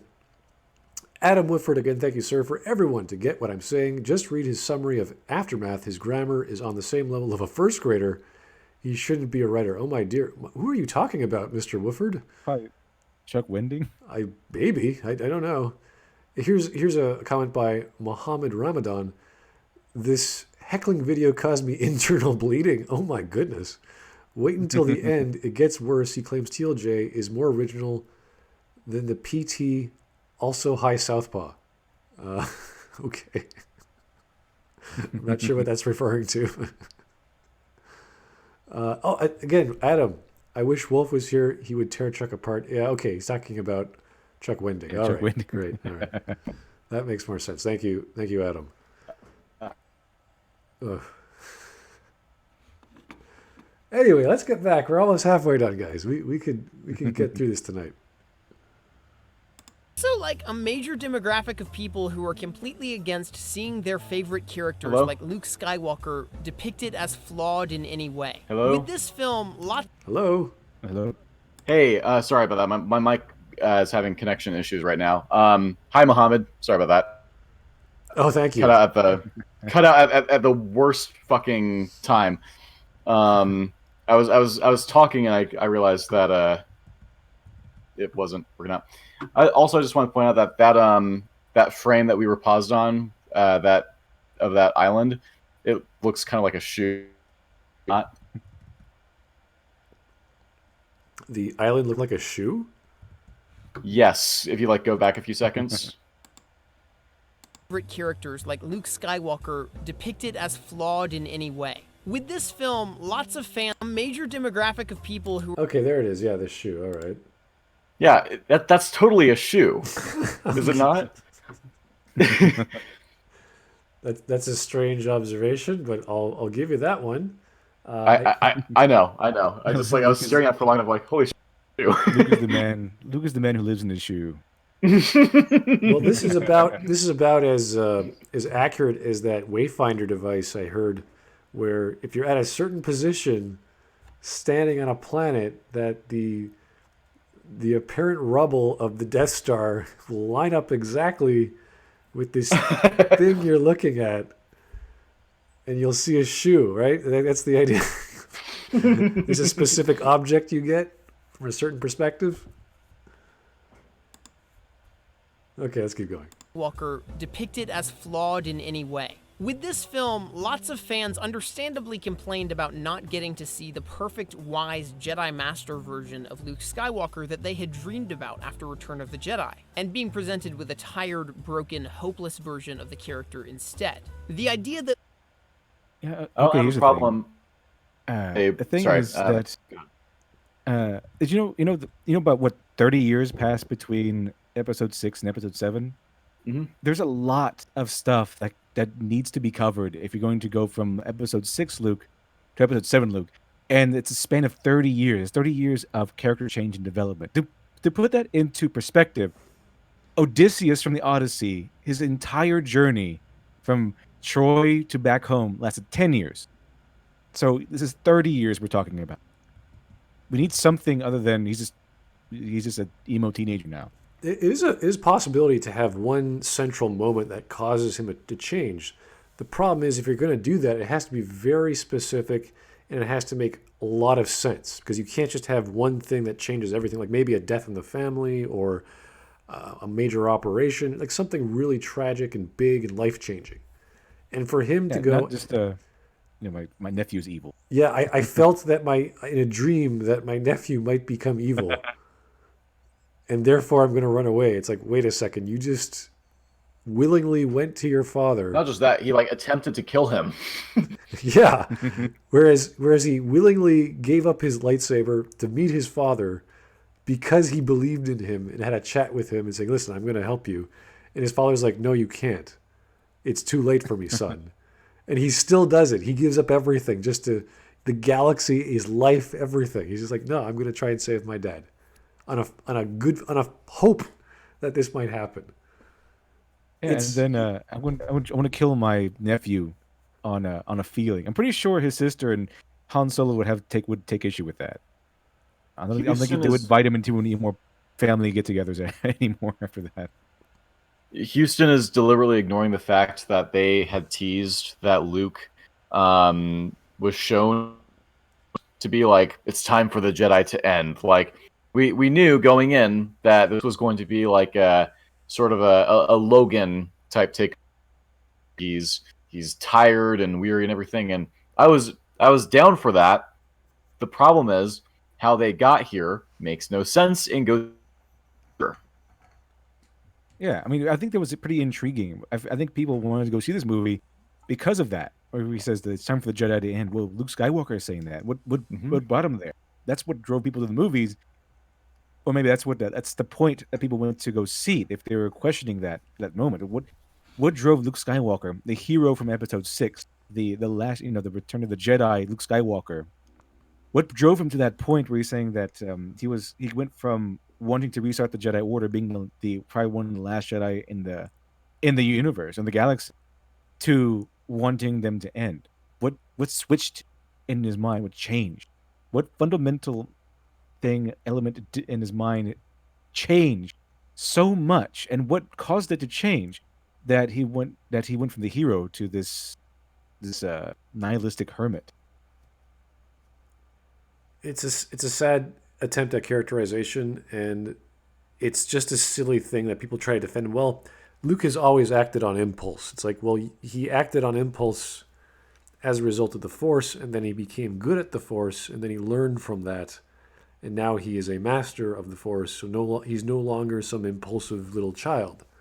He is a man. He is an old man, and he's learned to control his feelings. So when we see him act like he's back in episode 4 where he hasn't finished or episode 5 where he hasn't finished his training, and he has to go help his friends, etc., etc.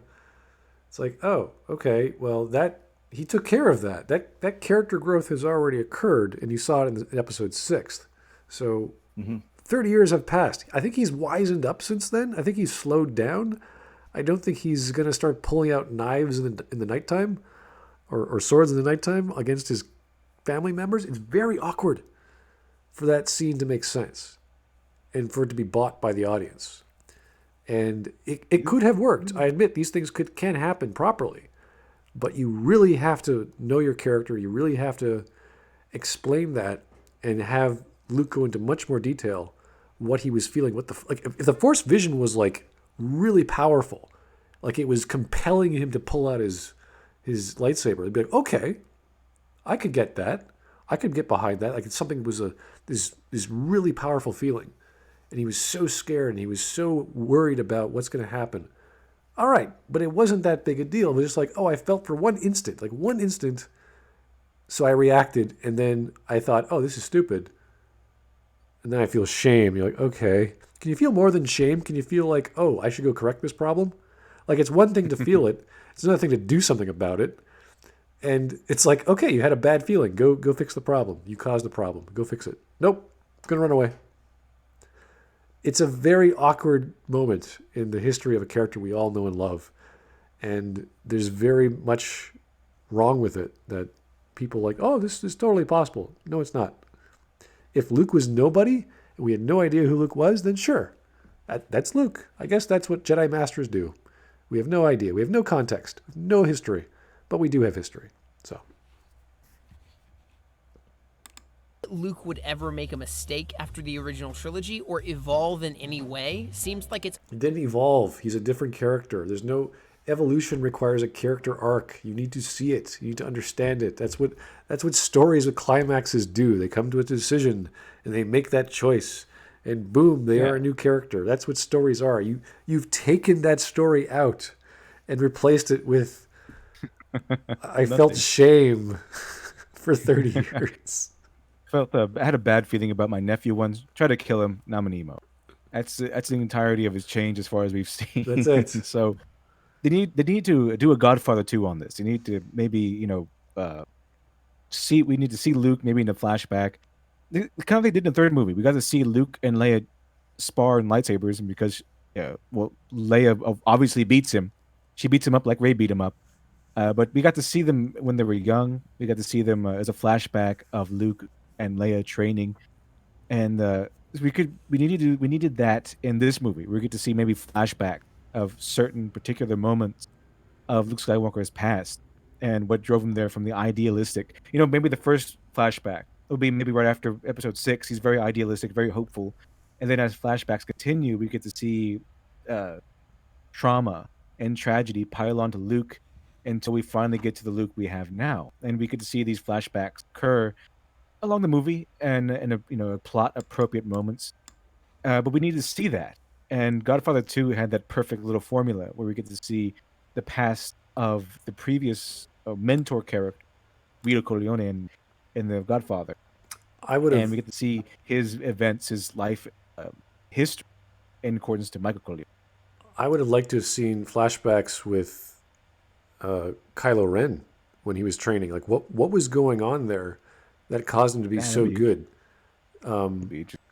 Yeah, like if we want to compare Rey and Kylo even more, how is he able? Why is he suck? Like why is he so bad, and Rey is so good? Is this that Rey is just amazing at everything, and therefore everything Kylo trained at is useless?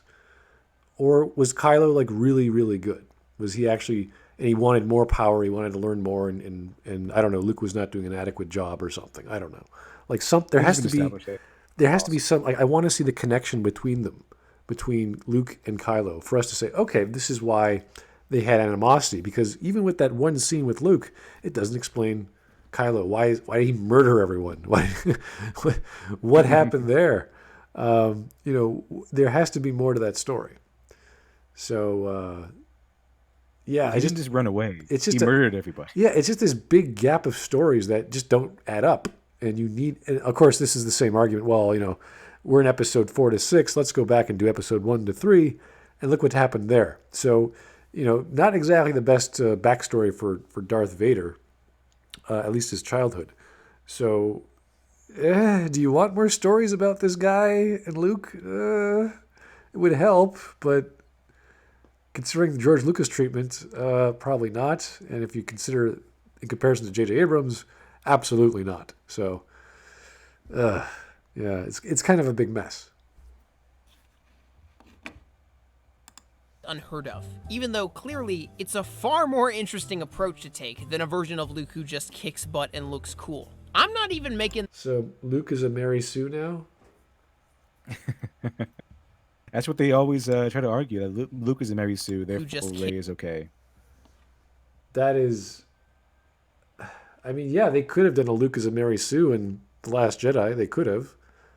The difference is we know it's Luke, and we've seen him grow at least 30 years ago, and a lot could happen between 30 years that he became this amazing Jedi Master. If you have Snoke, who can do these amazing things across the galaxy, okay, then you could have Luke, who we do know, who does know Snoke, and who does know all these Force powers. It's like, okay, well, it's a bit more explained, but he's still a Mary Sue. As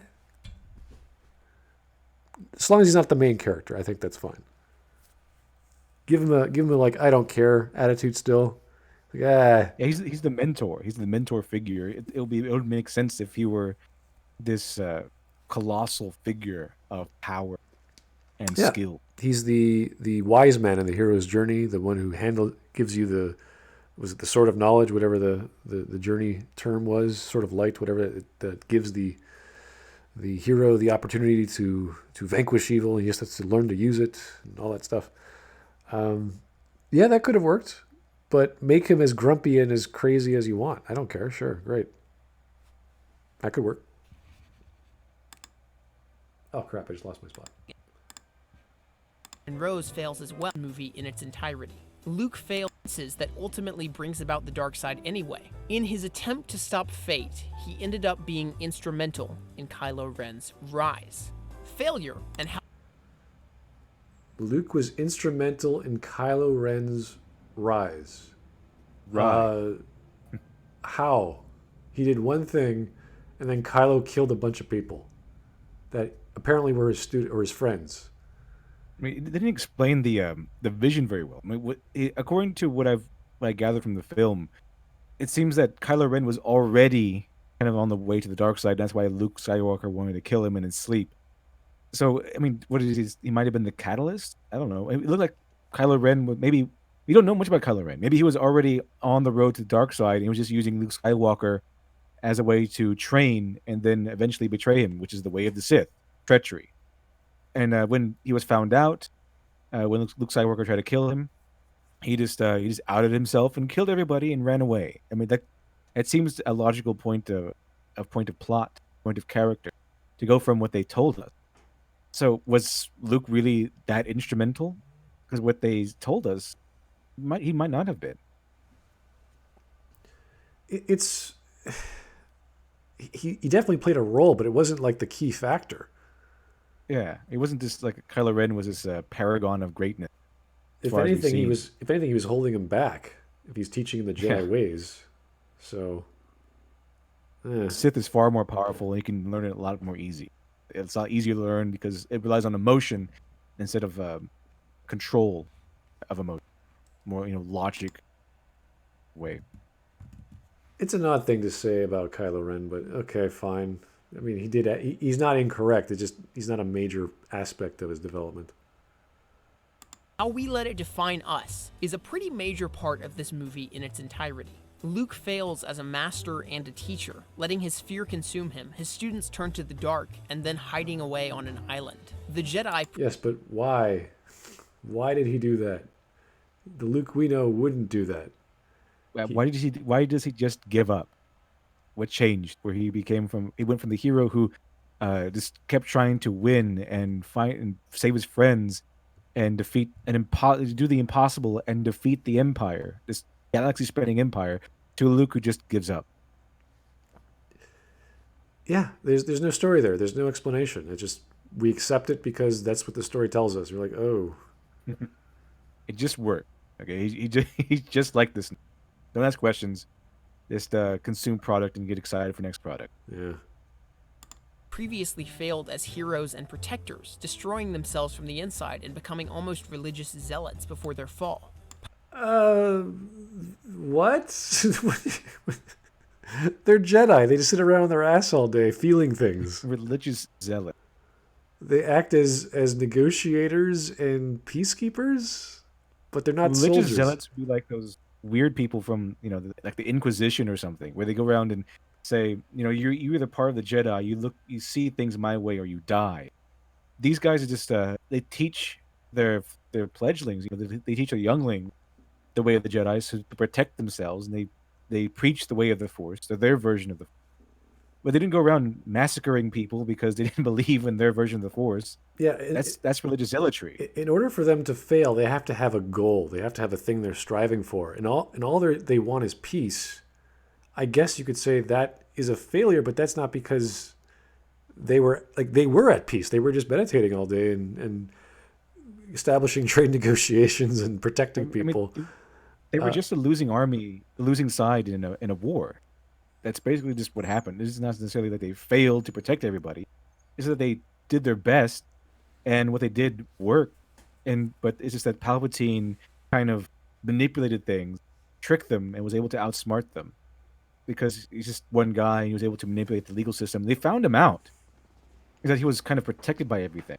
He had the support of the people. It's just so it's not necessarily that their way of the Force was a failure, or the Jedi Order was a failure. It's just someone came along with the intention of destroying them all, and that's how they were wiped out, because he had all the power. He managed to manipulate himself to top.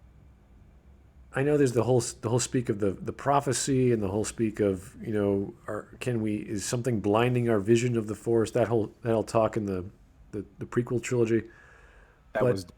It's kind of like, yeah, but that's because the story has to work that way, and George didn't tell it very well. Like when you have Mace Windu and other Jedi go to confront Mr. Palpatine there, like the EU has Mace Windu as this ridiculous powerhouse that he invents his own Jedi lightsaber battle form, that he was using his emotions, which was very un-Jedi-like, to become even stronger. Like, he's really good with a lightsaber. And we don't know exactly how powerful Palpatine is, but clearly he can do spinning in the air and a bunch of other crazy maneuvers and freak out a bunch of other Jedi Masters. So that's dumb, okay? In case you don't know, that's stupid.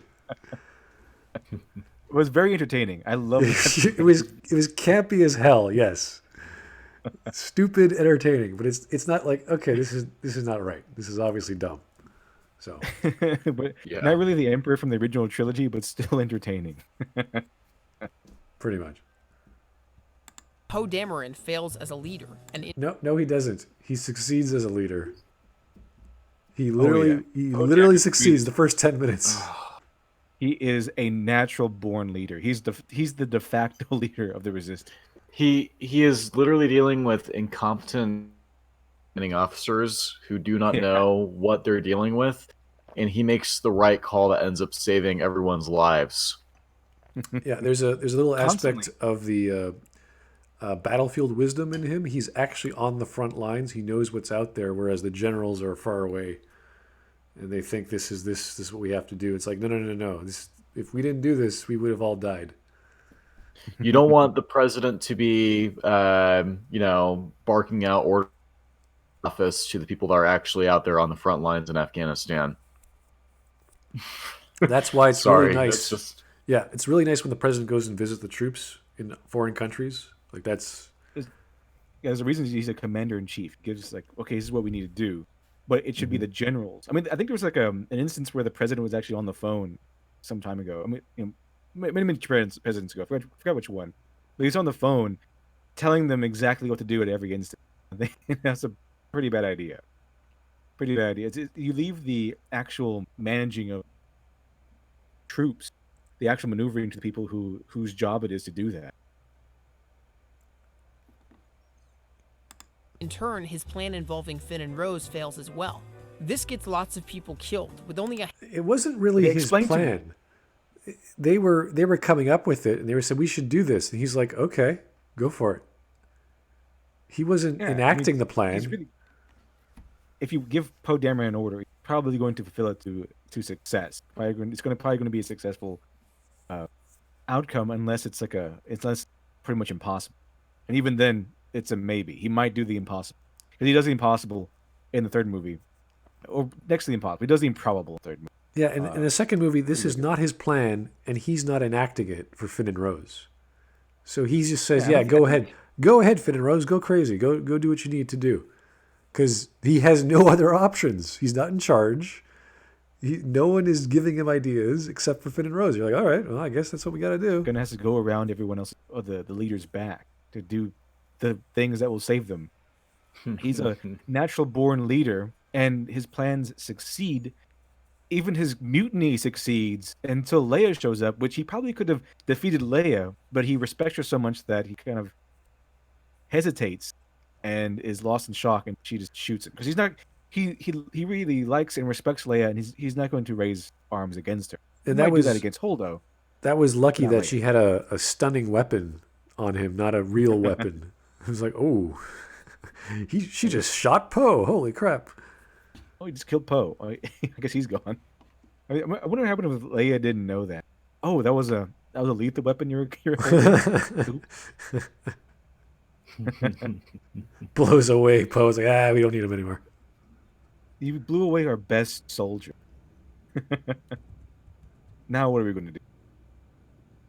handful of resistance members making it out alive by the end of the film. That's why I don't hate the stuff on the casino planet Canto Bight as much as some do. Sure, the You don't hate Canto Bight because nearly everyone dies? What? What logic is this? At a high enough body count, it's okay, I guess. This Because horrible less segue from a movie. some people survive, therefore Canto Bight's not so bad. What? I don't even know what to say to that. How do you go from that to this? I don't get this logic. I'm sure Canto Bight is a masterpiece of a segue. This is another movie that Rian Johnson wanted to shove into this movie for some reason. He This wanted a could have casino been scene. a 20-minute short with a really big budget about, I don't know, one of those fan films on Star Wars, some magical touristy planet that the opulent rich are playing in a casino, and there's some small theme about animal cruelty or whatever. Like, okay, yeah, It's a setting that probably works better in like The Mandalorian than Yeah. in like a mainline Star Wars. At least like I don't know. One of the weird things about Canto Bight is that it's there as a means to set up this thing about like the rich do in this universe, but then it does really like nothing with it. It just kind of like It's a nod to moves the on audience. past it. Look, rich people and capitalism is evil. Okay, audience. Okay, let's move on. Yeah. Hey, war is bad, guys. Let's get back to the war, shall we? Okay. Thanks. It's one thing if they actually like were to make it like the actual point of the story, but I don't know. It seems pointless. It seems tour that the story takes. Plan fails and ultimately isn't integral to the plot because of that. But if the good guys succeed at everything every time, what's the point? Okay, he just said It does nothing. He just said it's not integral to the plot, but because they have to fail, it's okay. You're like, wait, no. Yeah, but because this is a side thing. Because it fails, all it ultimately does is give Finn and Rose something to do. They still end up with a code breaker, do they not? Yeah, they have a code breaker who does nothing. They forget about him. He betrays them in the end, and that's it. Gone. Like they nothing. They get thrown in jail, and then don't worry though. There's a guy in their cell who just happens to have the cell, but he's also got the exact skill that they need to turn off the hyperspace tracker.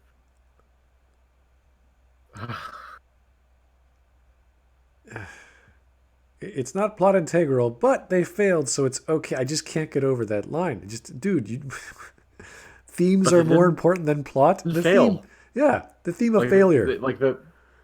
They didn't fail at least at the Canto Bite segment. Like, sure, they get captured, but the only failure that they do is like they fail to actually turn on the hyperspace tracker once they're actually on the supremacy, and to have them like fail their mission. But the problem is it feels pointless, the way that the actually executed, because there isn't any character development that actually takes place during this. I think that there is character development that takes place during the subplot, like for Finn, but there really isn't. Finn does not make any progress as a character whole subplot, because he's exactly the same character as we saw in the beginning. Well, at the end of The Force Awakens, basically. And they undid his progress in The Force Awakens at the beginning of The Last Jedi so they could repeat his character arc.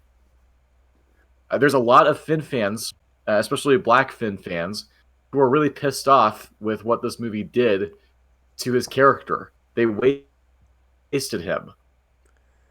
Well, that's putting it lightly with all the other characters they've potentially wasted throughout the series. So, very strange thing that the theme of failure is more important than the integrity of the plot, when everything should service the plot. It's like, I want X, but you know what? The theme of love is much more important than trying to save the galaxy. I'm so glad we had all these romances throughout the story, even though we failed. It doesn't make sense. It's just a strange argument to put in a space opera about saving the galaxy and fighting space wars, that a theme would be more important. It's very odd. The Empire Strikes Back features a similar amount of plans gone awry and heroes not getting their way, and people call that film a bold and dark turn in the series. Yes, but do you know why? Do you understand why it is a good film and why The Last Jedi isn't? You can't just say, well, look, this movie has things where failure occurs. It's like, yeah, so does every story where characters try to do something. If they won all the time, there would be no conflict. It's just, what a bizarre argument. It's like, hey, this great film, which has stuff I won't bother to analyze and figure out why it's great, did it. This one does it too. It's like, thank you. Every film has dialogue too. What makes it good, sir? So I don't think the bit with the giant space worm served much purpose in the plot, but hey, there you go. In The Last Jedi, what the characters do with their failures is integral to the message of the movie. Just as Yoda says, failure is the greatest teacher. And while you could go and hide away on an island and try to forget that it ever happened, the best thing to do is learn from your mistakes. And what if he never said that? What if Yoda just said, "Ha ha, Skywalker, you funny guy," and that was that? What if there was no message? Would people be like, "Oh, what's the theme of the movie? Kill yourself? Give up? Like what is like, nihilism? Like what is it?" Like if they didn't have that, if there was not a clear commentary from someone to say, "Hey, idiot, go do this." Oh, thank you, Master. Which is what Master Luke should have been. The guy who's, the Last Jedi. He should have had the answer, but he didn't. So I have to create another Jedi Master to come pop in and say, "Hey, Luke, yeah, you're doing it wrong." Oh, thanks. See how silly this becomes? I find it so ironic that they're like, yeah, failure is the greatest teacher is the theme of this movie, right? But where does Rey fail exactly? Where does the main character of this trilogy fail? The other thing is like this is not that profound of a message when this is actually more of this is an elementary concept that's a part of all character development. I don't know. It's funny how this is being bolstered up as like some very wise advice when it seems like every well-developed character has at some point failed their lifetime, and that failure has allowed them to grow as people. And then you see them go from failing to they up, and then they face their fears or demons or whatever it is, and then they try. It's like that's kind of an elementary part of character development. But this movie and its defenders are trying to frame that as if it's some profound theme that only this movie achieves or portrays. It's strange to say that Rey fails or that she tries stuff and fails. It's like, what was her goal? To get Luke back. If Luke doesn't want to go, I mean, she could physically move him and probably succeed, but she doesn't think that's the solution anymore. She thinks the solution is to turn Kylo, so she goes to Kylo. And then she tries to do that, and Kylo's like, "Join me," and she's like, "No, I'm gonna escape somehow." And then she goes back with everyone else. So it's like, what was her point? What was Rey trying to do? And you'll find out there is no arc for Rey. She doesn't really do anything. There's no choice she makes. She goes to the island to get Luke, doesn't work out. Okay, goes to get Kylo, doesn't work out, and then the movie ends. That's all she does, aside from move a mountain. But that's that's just Rey. Rey being Rey. Yeah. Like, there's no challenge for Rey. There's nothing really stopping her. She could have forcibly grabbed Luke. She could have forcibly grabbed Kylo. She could have done so many things. But she doesn't. Because she has no conflict. She has no reason to do these things. There's no motivation. So it's just a silly argument for the protagonist not to have proper conflict when you're saying the main theme is failure. She goes to the island. She figures out her parents were nobodies. She beats Luke Skywalker. She trains with Luke Skywalker and is taught to breathe. And she breathes so well, she cracks a mountain. Everything she does is amazing. I don't really see a failure.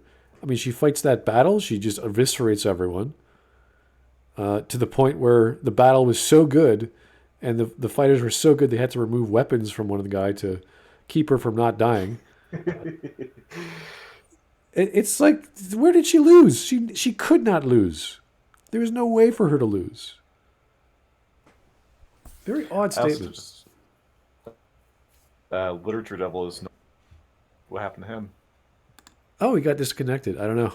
Yeah, no, he's no longer green. He went poof. I'm sure he'll be back. Don't worry. He became one with the Force. Yes, he'll pop up again later in our lives, I'm sure. Spent too much of his Force battery. His battery was drained, yes. Actively try to stop repeating the past. When The Force Awakens was released in 2015, many people thought repeating the past was the best possible phrase to describe it, and they're not wrong. While it's well acted, entertaining, and I really enjoy it, The Force Awakens is still no doubt a beat-for-beat remake of A New Hope. Because of this, a precedent was set that this new trilogy was just going to be a rehash of the originals. The Last Jedi would be a remake of Empire, and Episode 9 would be a remake of Return of the Jedi, with very little creativity or deviation. What do you call the throne room scene in Crate? There is, like, not to mention all the scenes on Octo 2 that basically rip off the scenes in Empire Strikes Back. Like, are you trying to tell me that this movie doesn't have any bit? I don't know. Let me rephrase this rather. Are you trying to tell me that this movie is completely original, doesn't repeat the past at all?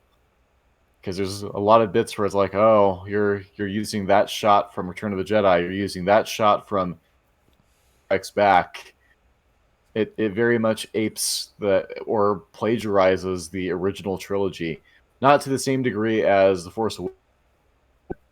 I mean, it's pretty close. It's hard to say. I'd have to watch them back again, but this is such a strange thing. It's like, oh, okay, they're very similar. So The Force Awakens is bad because it's a carbon copy, and therefore we shouldn't do that? It's like, well, if you know what makes it a good movie, by all means, replicate that. But you can't use a Mary Sue as a protagonist. That doesn't make sense.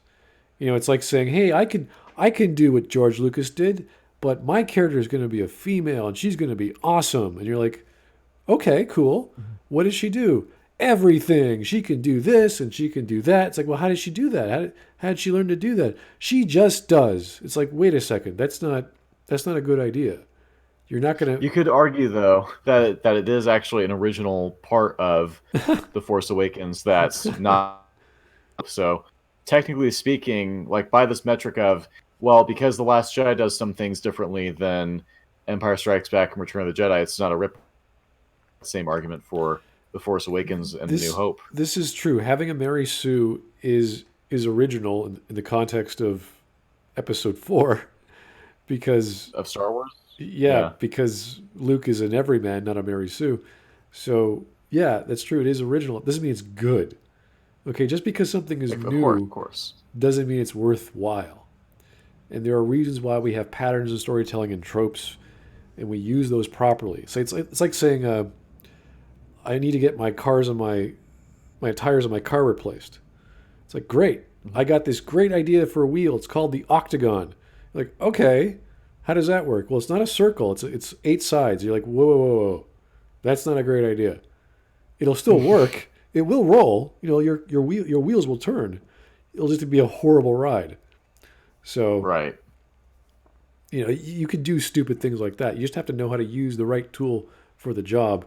And having a character who's over the top powerful without explanation is just a bad piece of writing. Anyone who knows writing would be like, yeah, this is not... You have to set this up, man. You can't just allude to it the entire time. It's like, oh, something is in her past. We don't know. It's like, yeah, great. Thanks. Can you explain it now? Yeah. And it never gets explained till the 3rd movie. Are you kidding me? From the norm. But the genius of this film is that Rian Johnson knows exactly what you think is going to happen. He knows that if he shows you a swampy island with a wise old mentor or a throne room with an evil emperor, you'll jump to conclusions and assume history is going to repeat itself, when in fact, Johnson has no plans of repeating anything. This is what makes the message of the movie about learning from your failures all the more resonant. Okay, so the theme of the movie is resonant because Rian Johnson subverts what you expect. Does that make any sense? No. It also doesn't make it, like, again, we were...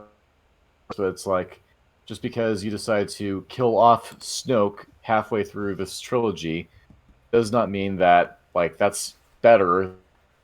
Snoke fill in the role of the Emperor in this trilogy. you can use the same basic archetype of he's this this greater evil that's in control of Kylo Ren, right? Kylo Ren's supposed to be this trilogy's stand-in for Darth Vader. He's not the same Darth Vader. And Snoke is the same thing as but for Palpatine. He's not the same character, doesn't necessarily have the same backstory as Palpatine. We don't know at this point who Snoke was and what his deal was and how he came to be. But killing him off midway through your trilogy, like, wow, that's certainly unique. Like, wow, yeah, very see the big villain who's supposed to be like an even greater evil than the initial antagonist of Kylo Ren or Darth Vader. Yeah, killing him off halfway through the trilogy rather than having his defeat max of the trilogy. Wow, that's a unique idea. That doesn't mean that it's going to make for a good story. I still can't get over the fact that he's using the main technique of subversion that Rian Johnson is known for to saying that's a good thing. And as a result of that, it makes the themes even more resonant, which is, I don't even, like, what if the theme was love? And Rian Johnson subverts all your expectations of Star Wars. How would that make the theme of love resonant? How would that make the theme of man versus machine or man versus man it doesn't make sense. I don't get it. It's like saying, oh, J.J. Abrams loves explosions, so the theme of defeat is going to be explosive defeat. It's like, well, maybe, I guess. Like, you could sort of make that connection. But subverting expectations is somehow making... It's bizarre. I've never heard this argument. If the heroes of this new trilogy just do exactly what the heroes of the past did, and the plot of each movie just mirrors something that came before it... No, it doesn't. This is a slow motion car chase in space. I'm quite sure it's a bit different than Empire. Just a bit. It's extremely boring to watch. Once they blow up all of the Resistance fighters in a hangar, they drastically limited themselves in the excitement potential of the story, because you can have a chase scene last throughout an entire movie. That's what Mad Max Fury Road is, a movie-long car chase. But because they get rid of the Resistance's fighter ships about into the movie, it makes for a pretty boring chase. You don't have any more moments where the Resistance deploy X-wings and A-wings, and if they had them, Y-wings, to fight off against another fighters from the First Order. That could have made for an exciting sequence here and there. No, you're just watching a bunch of people on a ship being slowly chased by a couple of Star Destroyers. And, as far as Star Wars stories go, that doesn't make for a very interesting one. It feels like, there's a reason why there's this thing called the law of conservation of detail. Like, we don't our characters and stories doing mundane tasks like going to the bathroom and eating, right? It's like, just focus on them when they're doing the really interesting stuff. And that's what Star Wars should be. There's time jumps in between each movie outside of The Force Awakens and The Last Jedi, which are basically back to back, right? But the idea is that the movie unfold in the movie is like the really interesting stuff that we have to know in order to fully understand the next saga.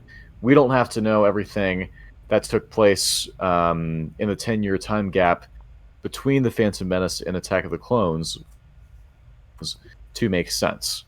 If you if you understand, or we don't have to know about everything that happened in the Clone Wars to understand Revenge of the Sith. The Last Jedi feels like it's one of those things. It's like a filler episode of TV where a show where we're watching a rather boring day in the life of the Resistance, and it doesn't particularly an interesting or exciting story. I mean, I guess that you've got, and that's a subjective thing. You can are interested in that nonetheless, but there's a reason why it's very typical for someone to not really be able to engage with some when it's being when it's like a $220 million Star Wars movie. I think to not expect something this boring and low stakes. Yeah, they could put all the money they want into CGI and set design, but they can't pay a writer worth his ink to write a good scene that connects to another scene in a logical sequence. It's just bizarre how they can't do that. Mm-hmm. They're doomed to repeat the same loop of war over and over again. Yes, but why are they doomed to repeat war over and over again? Not because this is a carbon copy of episode 5. It's because the writer didn't bother to do anything with it. It's a very poor argument to say, well, it's just like the other show. You have to be the same. It's like, no, we're not saying that. I don't think that's the point of The Last Jedi. And I wish we knew what the point was, aside from ruining everything. Was there like a single actually complained that it wasn't enough, like The Empire Strikes Back? Is this an actual criticism? I don't know. Anyway, someone's calling you Chris Cuckman's evil twin, Southpaw. Hello. Yeah. We don't know who that is, so we won't bother bringing that up. Like Benicio del Toro's character says, you blow them up today, they blow you up tomorrow. The scene with Yoda and the burning of the Jedi texts is essentially about breaking the cycle. Because if you don't, it's going to be Empire 2.0 and Empire 3.0 and... Wait. Okay, so if we destroy the Jedi texts, that means you won't make any more Jedi, right? Okay, that's what he's saying here. Mm-hmm. But then Luke goes on to say, I won't be the last Jedi. So no, yeah. You're wrong. I mean, yeah, they're not actually destroying the texts in that scene.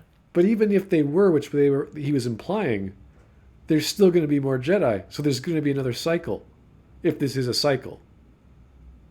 If this is what he's saying. Yeah. It's such a dumb statement. Wait, so let's rewind it a little bit and just hear what he's about to say. All right. I kind of want to just go back. I'm curious now. Yeah. Essentially about breaking the cycle. Because if you don't, it's going to be Empire 2.0 and Empire 3.0 and Empire 4.0 forever. Through the ages, I've seen evil take many forms. The Sith, the Empire. Today, it is the First Order. Sometimes, even good things, like the Jedi Order or, say, Star Wars nostalgia, need to die so that they can be reborn into something better. Okay, so he's saying you will get Empire 2.0 and 3.0 and 4.0 because it's a cycle, because things get reborn. But he just says that's a bad thing. So what is is it a good thing or a bad thing, sir? Make up your mind here. I think that's like the idea is that born into something better than the Jedi, but the problem is that I thought that the original trilogy had Luke like sort of exploring like what like he already was kind of going through this whole development of what the Jedi did wrong, and it's like, okay, so the Jedi's strict policy on like relationships and antiquated notions about attachment were bad. So I'm going to make a Jedi Order allow people to have relationships and attachments, because those are good things. Uh, and so I don't know. It seems like, yeah, no matter what happens, there's going to be of a Jedi Order, exact same thing as the previous one, but so long as there is the Force, there will type of a Jedi Order. It's a very I don't awkward. understand Yeah, no, the it's a argument. very awkward thing to say. Like, watch every James Bond film. There's always some evil dude who wants to do something evil, and then they send a 00 after to stop him. Happens every film. I mean, Mhm. that's how the films work. Uh, and what's wrong with an Empire 2.0? That was a great film. I'd love to see a second or a third Empire or Return of Oh the. no, he's talking about Empire, not as an Empire Strikes Back, but as in like a galactic empire, like an evil empire that'll, Well, yeah, um, that's again, if you're talking about galactic scale, you could have a story with that in it. But whatever the stake is, whatever the scope is, fine. Tell that story. Just do it well and give it a certain twist. That's all you're doing in these story forms. I but don't see like the problem. gonna say that like in universe they don't want like in universe the characters don't want another empire, right? Um, so the movie is that there's always the cycle about first there's a Jedi Order, but then that gives rise to the Empire somehow. Uh, problem that I have with this concept is it's just like it happens because of shit world building, where we are to believe that the New Republic, uh, like they basically completely demilitarized and just allowed the First Order to build up and take control essentially. Um, Whereas what happened with the Republic in the prequel trilogy, it was being run by a very crafty puppet master of sorts who was really good at concocting a scheme that could then result in him being given.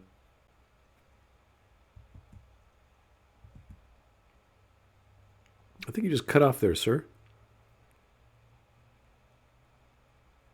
Mr. Southpaw.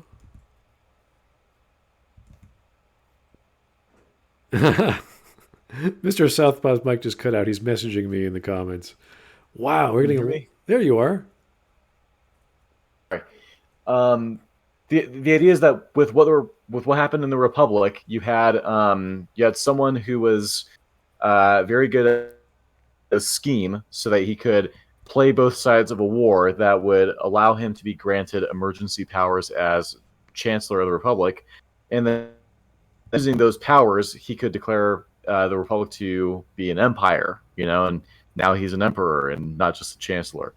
So, but what happens in the sequel trilogy is we don't actually see how the New Republic First Order to happen. We have no understanding about this world whatsoever. We have no understanding of uh, how the First Order has that they're in the sequel trilogy, and so it just seems like it's kind of an arbitrary decision to just say, yeah, well, it's just a cycle, and no matter what happens, there's always going to be another empire that shows up, and it's like, well, if you maybe had a competently run republic order, but like you would also need a republic as well. It's a very curious thing that the Last Jedi overlooks. The Jedi as the single-handed, as the sole cause of the Republic and the Empire rising. Just got a super chat from Adam Whifford again. Sith and Empire were the same thing. Emperor is Sith. He was turned by a Sith Dark Lord. They are the real reason why there have been galactic wars. They are always trying to take over. It's the Jedi that wants peace. Yeah, Yep. that's about it, I'd say. So, again, this brings us back to the previous statement that the Jedi fail. They're not trying to actively do anything aside from maintain the peace. They don't make the peace, they just maintain it. So when someone tries to prevent the peace, they react to it. They don't actively go out and start killing Sith. Unless it's like, oh, this guy is clearly the Sith, we'll go find him. Because in the world of the prequels, there is no Sith. They sense it, but they don't know where it is, so they can't do anything about it. So, and the rest of that ensues is just so incompetent that, oh, we need the Emperor to be the Emperor. Okay, fine, make him a Sith Lord that's so powerful he can defeat anyone. Like, all right, fine. Yeah. So when Luke marches out onto the battlefield to confront Kylo and the First Order, he knows that the old Jedi way of just waving a lightsaber at your opponent isn't going to truly win the battle this time. Why? What are you talking about? He knows he's not even there. Why would he think this? That's stupid. That's like saying, hey, I'm going to do something which is completely ineffective, and I know it's not effective because I'm not doing it. It's like, okay. Yeah. That's why you're not doing it, right? Yeah, exactly. That's stupid. I've got nothing to add. Yeah, that's just a dumb statement. It's like, why did you even make that statement, sir? Instead, he sacrifices his life to do... No, he doesn't. He just happens to die. We don't know why. He doesn't know why. There's no explanation. He just does some stupid projection. Yeah, I don't think that it was... I'm not sure if it's actually... if he... what he was going to do. Like there's no setup before he goes and does this, right? Because when it kind of comes up out of nowhere. It's not like we get a scene of him... because they didn't want to ruin the reveal that he's not actually... but like the idea of before he goes and creates this projection, there's like maybe a scene, I don't know, like hesitating, like knowing that what he's going to do is basically going to kill him, right? So it's not really clear that that's going to be what happens as a result of what he does at the end of The Last Jedi. I don't think it's really fair as a sacrifice that he made. It seems like it just kind of, I don't know, it comes up out of nowhere. It's especially weird how long he's able to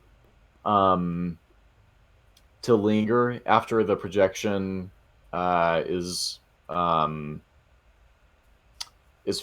like how long he manages to stay up and he gets up on the rock and looks at the twin suns and everything. Like it really just seems like for no fucking reason. Yeah, it's time to die because the story wants me to die. That's about it.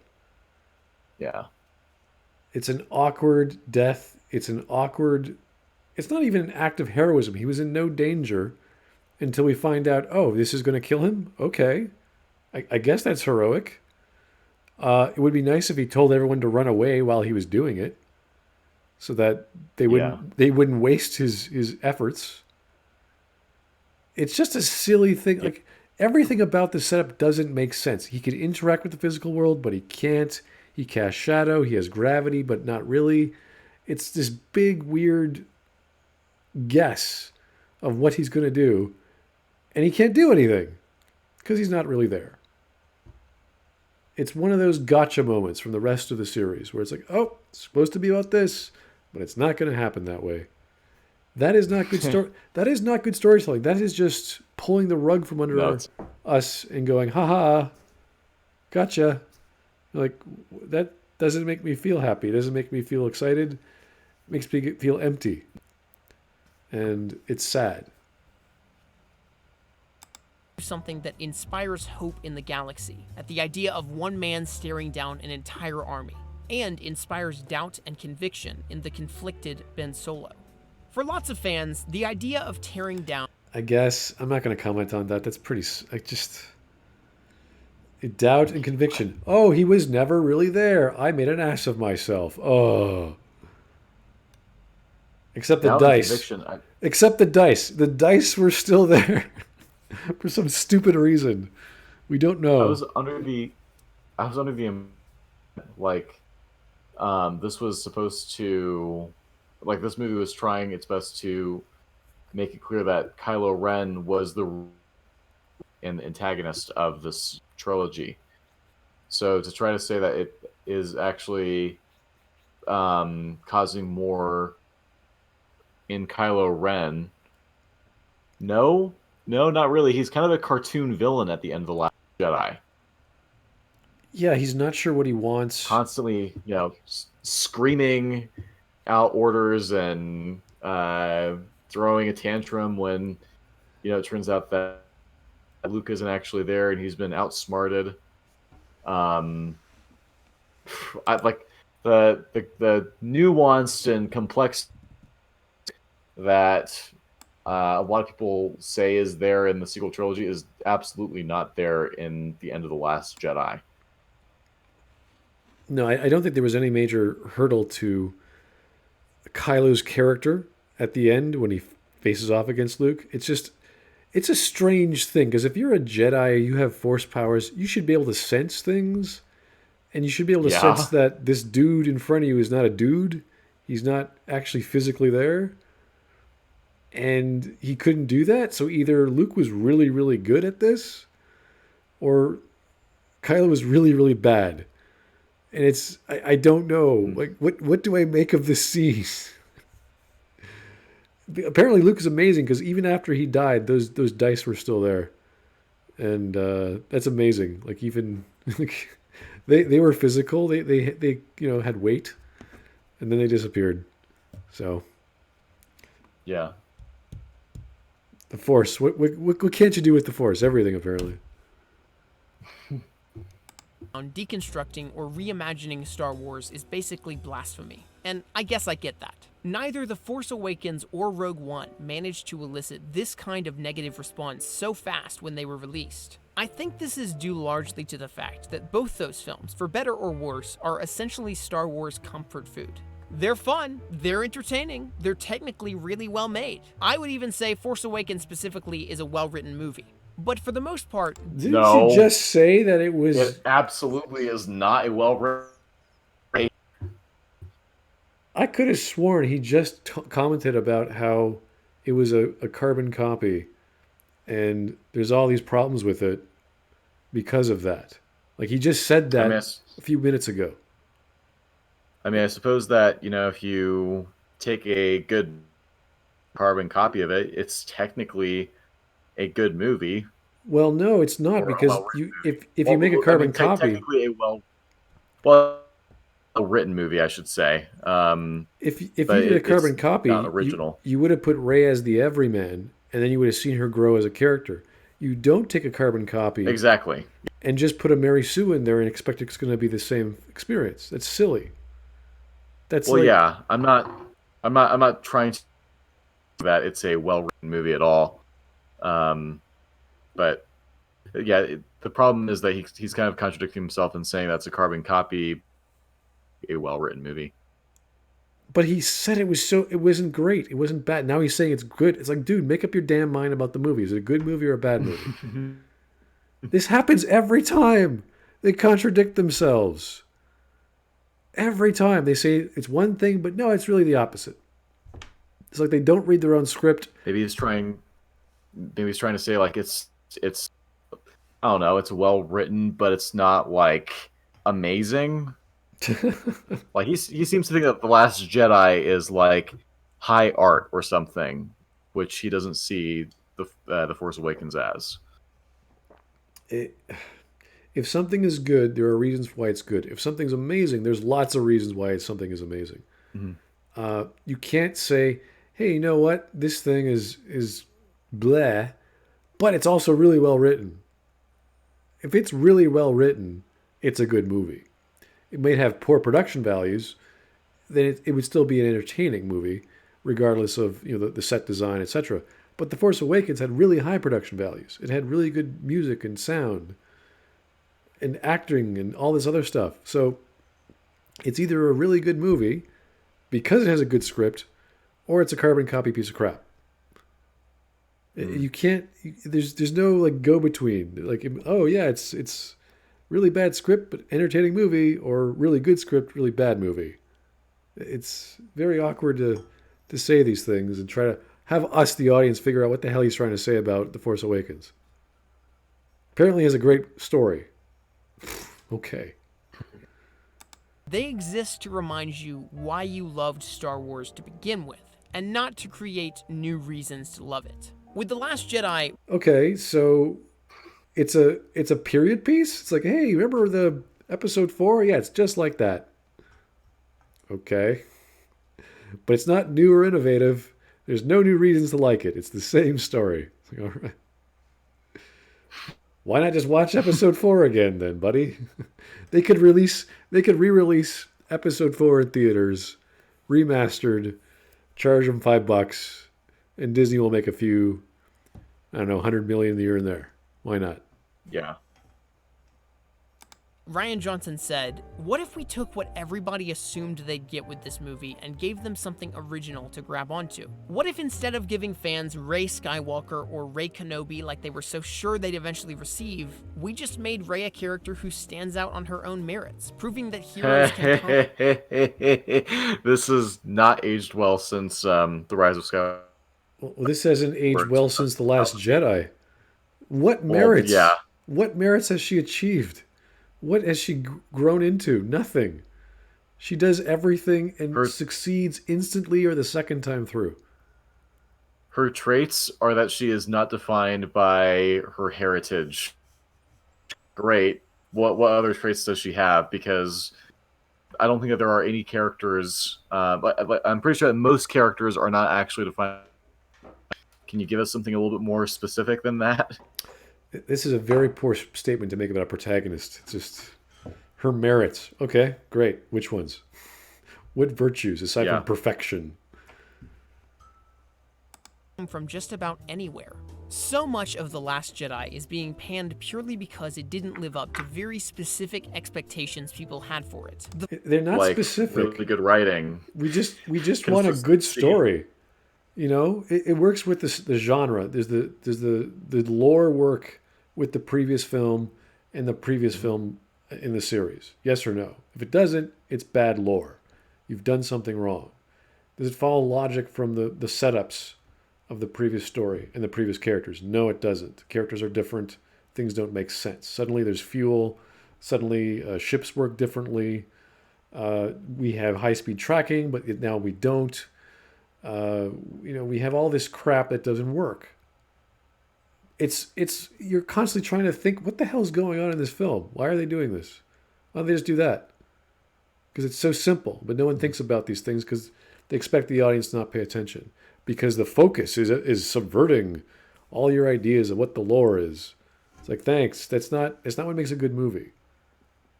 That's what happens when you go to a steakhouse and they give you a bunch of potatoes. You think, oh, look at that. You weren't expecting 100% potatoes on this plate. Woo. It's like, yeah, because I wanted steak. Please. The fundamentally misguided assumption geek culture makes when they see Star Wars is that it was made specifically for them. It was. It is. It has always been made for them. When George Lucas made those films, who do you think he was? He was just a guy who was like, hey, I love The Godfather and I like watching Joan of Arc and all these other old films. No, he's a guy who liked Buck Rogers and watching all these old... His first movie was THX 1138, I think. That was a sci-fi flick. Mm-hmm. Or one of his first movies. I think he did... What was that?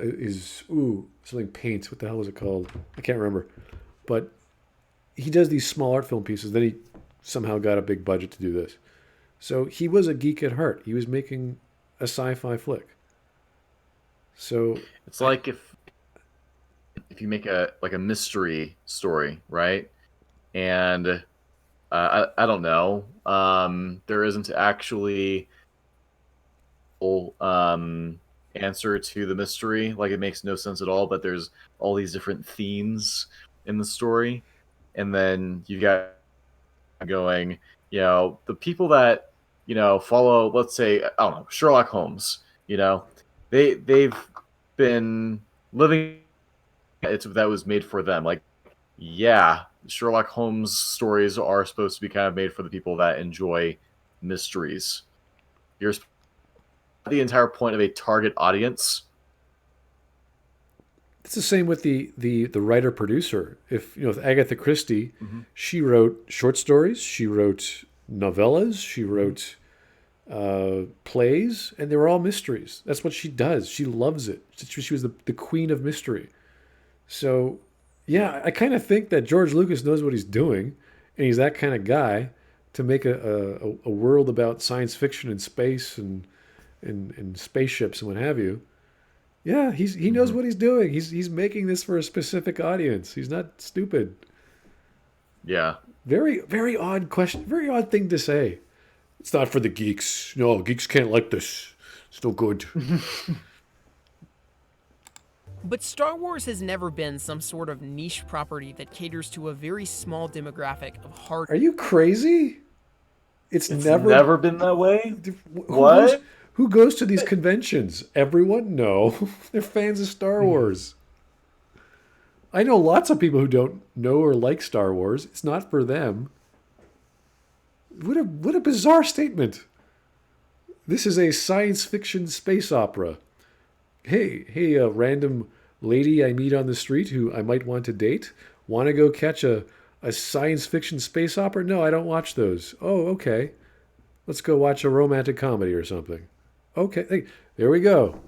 I've just made a date with a imaginary lady who likes romantic comedies, doesn't watch Star Wars. The movie is not for her. That's fine. I wonder if he's going to say something like Star Wars is made for everyone when his Defenders will go, Star Wars is a space wizards movie intended for children. All right.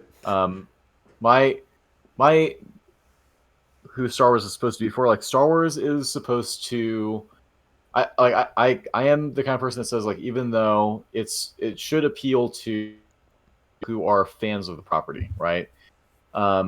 It's like you are well, really what you should try to do is you should story first and foremost. That should be the priority here. A good story that has non-adult themes can appeal to everyone based off the characterization and the journey that someone comes along to. So if you characterize a character or characterize a person in the story as the everyman, then someone who's 14 could say, "Oh, I could see that guy struggling. That makes sense. I see where he's coming from. He's frustrated. He wants to get out. That's great. Everyone can relate to that. You don't need to have some adults, dark sci-fi world where people are getting their bodies ripped in two and getting replaced by robotic parts and all this other crap to have a character who's like fighting the Inquisition of the evil robot vampires or whatever. You don't need all that crap. And that's how Lucas wrote these stories with this hero's journey mindset in mind, where everyone can understand what's going on. So that is how it should appeal, not the genre, the character. For fans. The beauty and the tragedy of this franchise is that it exists to please everyone. No, it doesn't. It can appeal to everyone, but it's not for everyone. That's so obvious. I shouldn't have to explain this. Yeah, Rise of Skywalker, which actively tried to please everyone, from the people that are pro Reylo, the people that are anti Reylo, loved The Last Jedi, the people that hated The Last Jedi. They tried to please everyone in that movie. That was a Star Wars movie that they thought was made for everyone, but it ended up being made for no one. That's the thing. You can't make something that's made for everyone. Like, there is nothing by everyone. There isn't a single work of art that everyone loves. Okay? Star Wars, all kinds of people. It can appeal to people across, such arbitrary barriers such as race and gender and all that stuff, right? But people are still going to have their expectations and preferences for what is Star Wars be. And I think that if you want a stable and satisfied base of consumers, you should give them what they want. Avengers Endgame is not an amazing movie by standard of what makes a well written, well made movie, but it's also a very satisfying movie that felt like kind of like a love letter to the people that have been following the MCU from the beginning, with all the different like reference offs to setups that were made in movies long ago that were kind of dropped. To redeem the existence of Thor: The Dark World, the most forgettable movie of the MCU, ended up having an effect on it. And so there was a lot of stuff that they tried to accomplish in Endgame, and whether or not they accomplished one thing, but they did want to appeal to the people that have been like massive fans of the franchise. And it's not for everyone, and that's the thing, is nothing is for everyone. Yeah, it's a very odd thing to say, and by including a genre, you're already putting your audience in a certain box that you're excluding other audience members from. So, Yeah. yeah, it's just an odd thing to say when you go about writing any fiction. People, yeah, you want your themes to be universal, you want your plots to be universal, your characterization to be relatable to everyone, but not everyone's going to like a vampire love story. Not everyone's going to like a cowboy western. Not everyone's going to like a an existential slice of life in Japan or whatever. Like it's not. It's people are going to tune out. They're like, oh, this doesn't relate to me. I don't care. Blah blah blah. So to say it's for everyone is wrong, but elements of the human condition are universal. That's true. Mm-hmm. And Rian Johnson wanted to make decisions that would reinvent the franchise and keep it fresh and original. Not He wanted to do whatever the hell he failed wanted to horribly. do, which was a mess.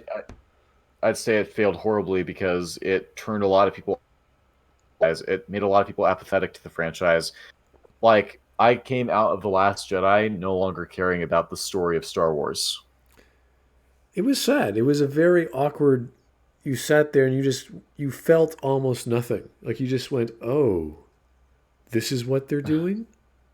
That's it." And it just I felt like I was being insulted for caring about where they were going to take these characters. It's an awkward. You just sit there going, "Ugh, this is not good," and it just keeps going like, "Ugh, why did now this is now Jedi can do this after they die? They can now reappear and interact with the physical world in violent ways. Okay, now they're doing the whole space ramming. Okay, like they're just he's breaking all these established pieces of lore, and you're sitting there going, this is not going to work well. No one's going to look back at Star Wars anymore and go, this is a great series because of the Holo maneuver. You care about who Snoke was and what his backstory was? Well, it doesn't matter. Oh, you care about, you want to know who her parents were? Yeah, well, that doesn't matter. Oh, you want to know what Luke Skywalker was like after Return of the Jedi? Well, it just felt like my investment in this franchise was being mocked. I felt like it was just a middle finger that was being 2.5 hours. Yeah, and instead of actually trying to answer questions, it just either gave you really bad answers or just threw the questions away. Yeah. Which is really a bad payoff. You don't do that. I think that The Rise of Skywalker is still a technically worse made movie from like a writing standpoint, but what The Last Jedi did to my investment in the franchise, I never want to relive that experience of sitting in a theater and feeling my love for a franchise whittled away bit by bit by a really fucking terrible entry in the franchise. Yeah, it's he did not address any of the plot holes, any of the breaks in lore. He just says, "Oh, it's subverted. It's great." It's like, dude, pay attention next time someone argues with you, or if you are actually watching videos on YouTube, to Well, that's say because this guy doesn't think that like plot holes are like a substantive form of criticism when, that's you know, in that's the dump, especially when you're talking about this subgenre of science fiction or Mhm. sci-fi. You need consistency all the time, big time in space operas. So Yeah. it's just a bad statement to make about storytelling, at least in those genres. Reaffirm fan theories and insert fun details about how Snoke is really Darth Plagueis. Let's be honest. Ha ha, he is, or isn't he? I don't remember what happens in the episode 9. He's a clone of He's a clone that Palpatine made as apparently like the meat puppet that Palpatine made so that he could, you know, control things from the background, more powerful and actually like more effective against Rey than Palpatine himself was. oh really? Yeah, because like he, you know, Snoke is flinging Rey around the room with like a flick of his finger, right? Palpatine shoots lightning of blowing up several ships at once with his, you know, from his hands. He's shooting that lightning at Rey, nothing to her, and she just blocks it, and it gets deflected back to Palpatine, and it kills him. So Snoke actually kind of won that aspect. Like, here's the weird thing: is I would still maintain that Rey is a Mary Sue in the Last Jedi, but the Last Jedi at least a character that she isn't able to defeat by herself. Whereas in the Force Awakens and Rise of Skywalker, no, she Palpatine and Kylo Ren by herself there. Okay, so she's not as or Snoke is stronger than Palpatine apparently. Yeah. Oh boy. That's not what this is really about. So that's what I have to say about Star Wars The Last Jedi. You may disagree, and that's fine. Like I said, there's a pretty wide array of valid criticisms for this movie. I just don't feel like people are articulating them enough. Really? Which one, sir? Can you give us some that you seem to not know that we have others? Like what? How about the fact that her Holdo subplot makes no sense, and how that like makes the whole thing with Finn and Rose pointless? How about the fact that Luke Skywalker acts completely out of character in this movie? And I'm not talking about him being like disillusioned or anything. Part I was on board with as a concept. The issue is the reason for why he is the way that he is. If you had a better prepared, it could have been great. I understand people wanting to like the way that Luke was handled in this movie. Disgruntled and world weary Jedi Master who's just so tired of all the conflict and everything to exile himself. The problem is that it doesn't really work that well when his he just finds out that his killed by his son who is evil because of something that Luke had done and has refused to do anything about, and his sister is in immediate peril. I don't believe for a second that Luke Skywalker would actually be this apathetic about his friends and his sister. Yes, So it's not Luke that we grew and loved and thought we knew, and that one defining moment did not explain his behavior. So yeah, it's such like these are such simple mistakes with such easy answers that you go to Ryan and say, Ryan, okay, you want to do it, fine. I see what you want to do. That's not how you get from there to there. This is how you do. And you just like it's every scene. It's like Ryan, you can't just change how space battles work. You can't just do that. You can't just change how cloaking technology works by inventing it out of the blue. yeah. Like all these stupid stuff keeps happening, and you're like, Ryan, stop this. You know, if you want to do that, do it this way. You have to maintain lore. You don't break it. But whether we agree or disagree about this stuff, and whether you care about Star Wars at all, there's one thing that we know for certain. The porgs were not overused at all! They were hilarious, and if you didn't think they were funny, you're dead inside! Ah! Thanks for watching! What the hell was that about? I guess that's a joke. I hope so. I didn't laugh, but I was like, that's awkward. That's really awkward. Yeah. The mascot character was adorable. Okay, buddy, why are you angry? Just say they were so cute. Is this like something he's been constantly repeating on Twitter or something? I can't recall him making this much of a fuss over the... I'm just going to brush this off as a joke. Yeah. As an attempt at a joke. All right, we're done. Woohoo! Yay! At long... You totally... Well, nothing new that I've seen. There was no arguments that he put... I haven't already heard before. You know, we honestly... I should make like a bingo card for the Last Jedi defenses. Yeah. Oh, Rian Johnson has themes. Oh, Rian Johnson tried to do something new and not just do a carbon copy of Empire and all this other... from this guy and Neril and... you know, everyone else that's made a defense of The Last Jedi. It's been pretty sad. Yeah, I don't know why they avoid the questions, because I think once they actually understand them, their opinions would change. And we're always saying, hey, do you actually think this is a good movie? Can you tell us why? And can we point out what makes it bad? And they don't want to talk about the bad. All they see is everything's great, everything's fantastic, everything's unexpected.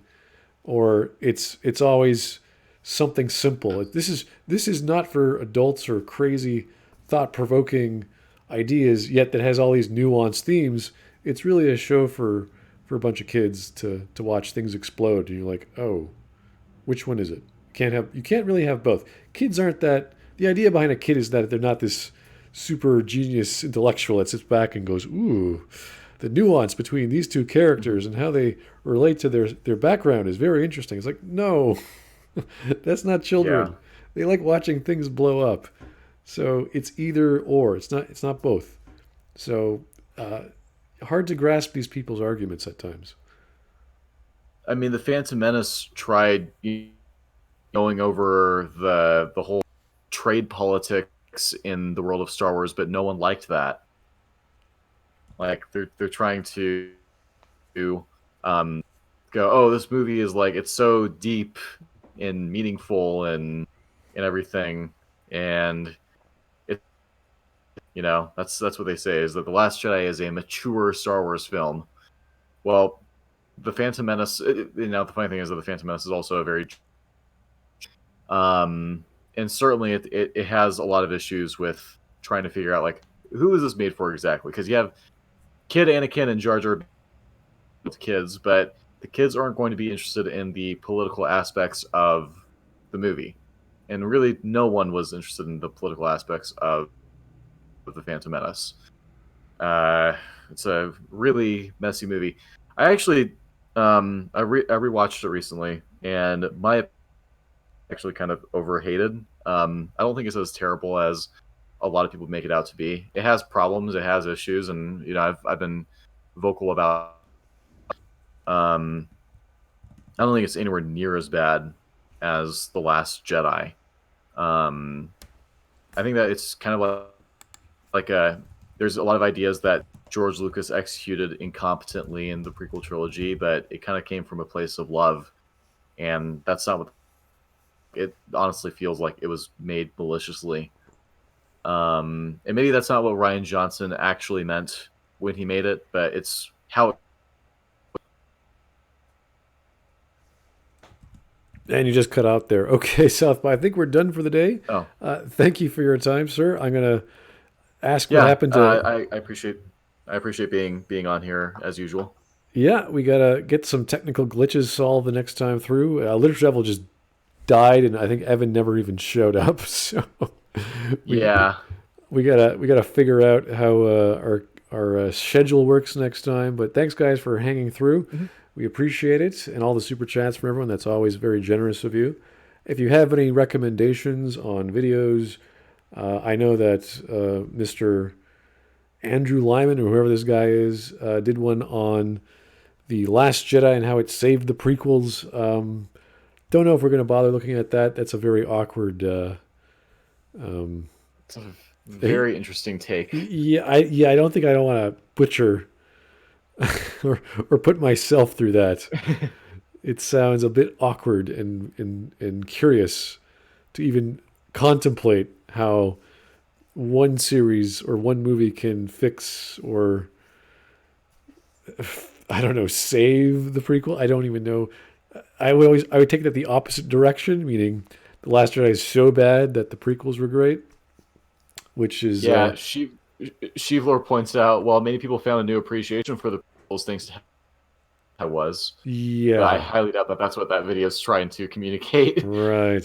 So who knows? Anyway, any recommendations? Put them on Twitter. Put them on Facebook. Put them in the comments below. Thanks for your time. We'll see you next. Bye.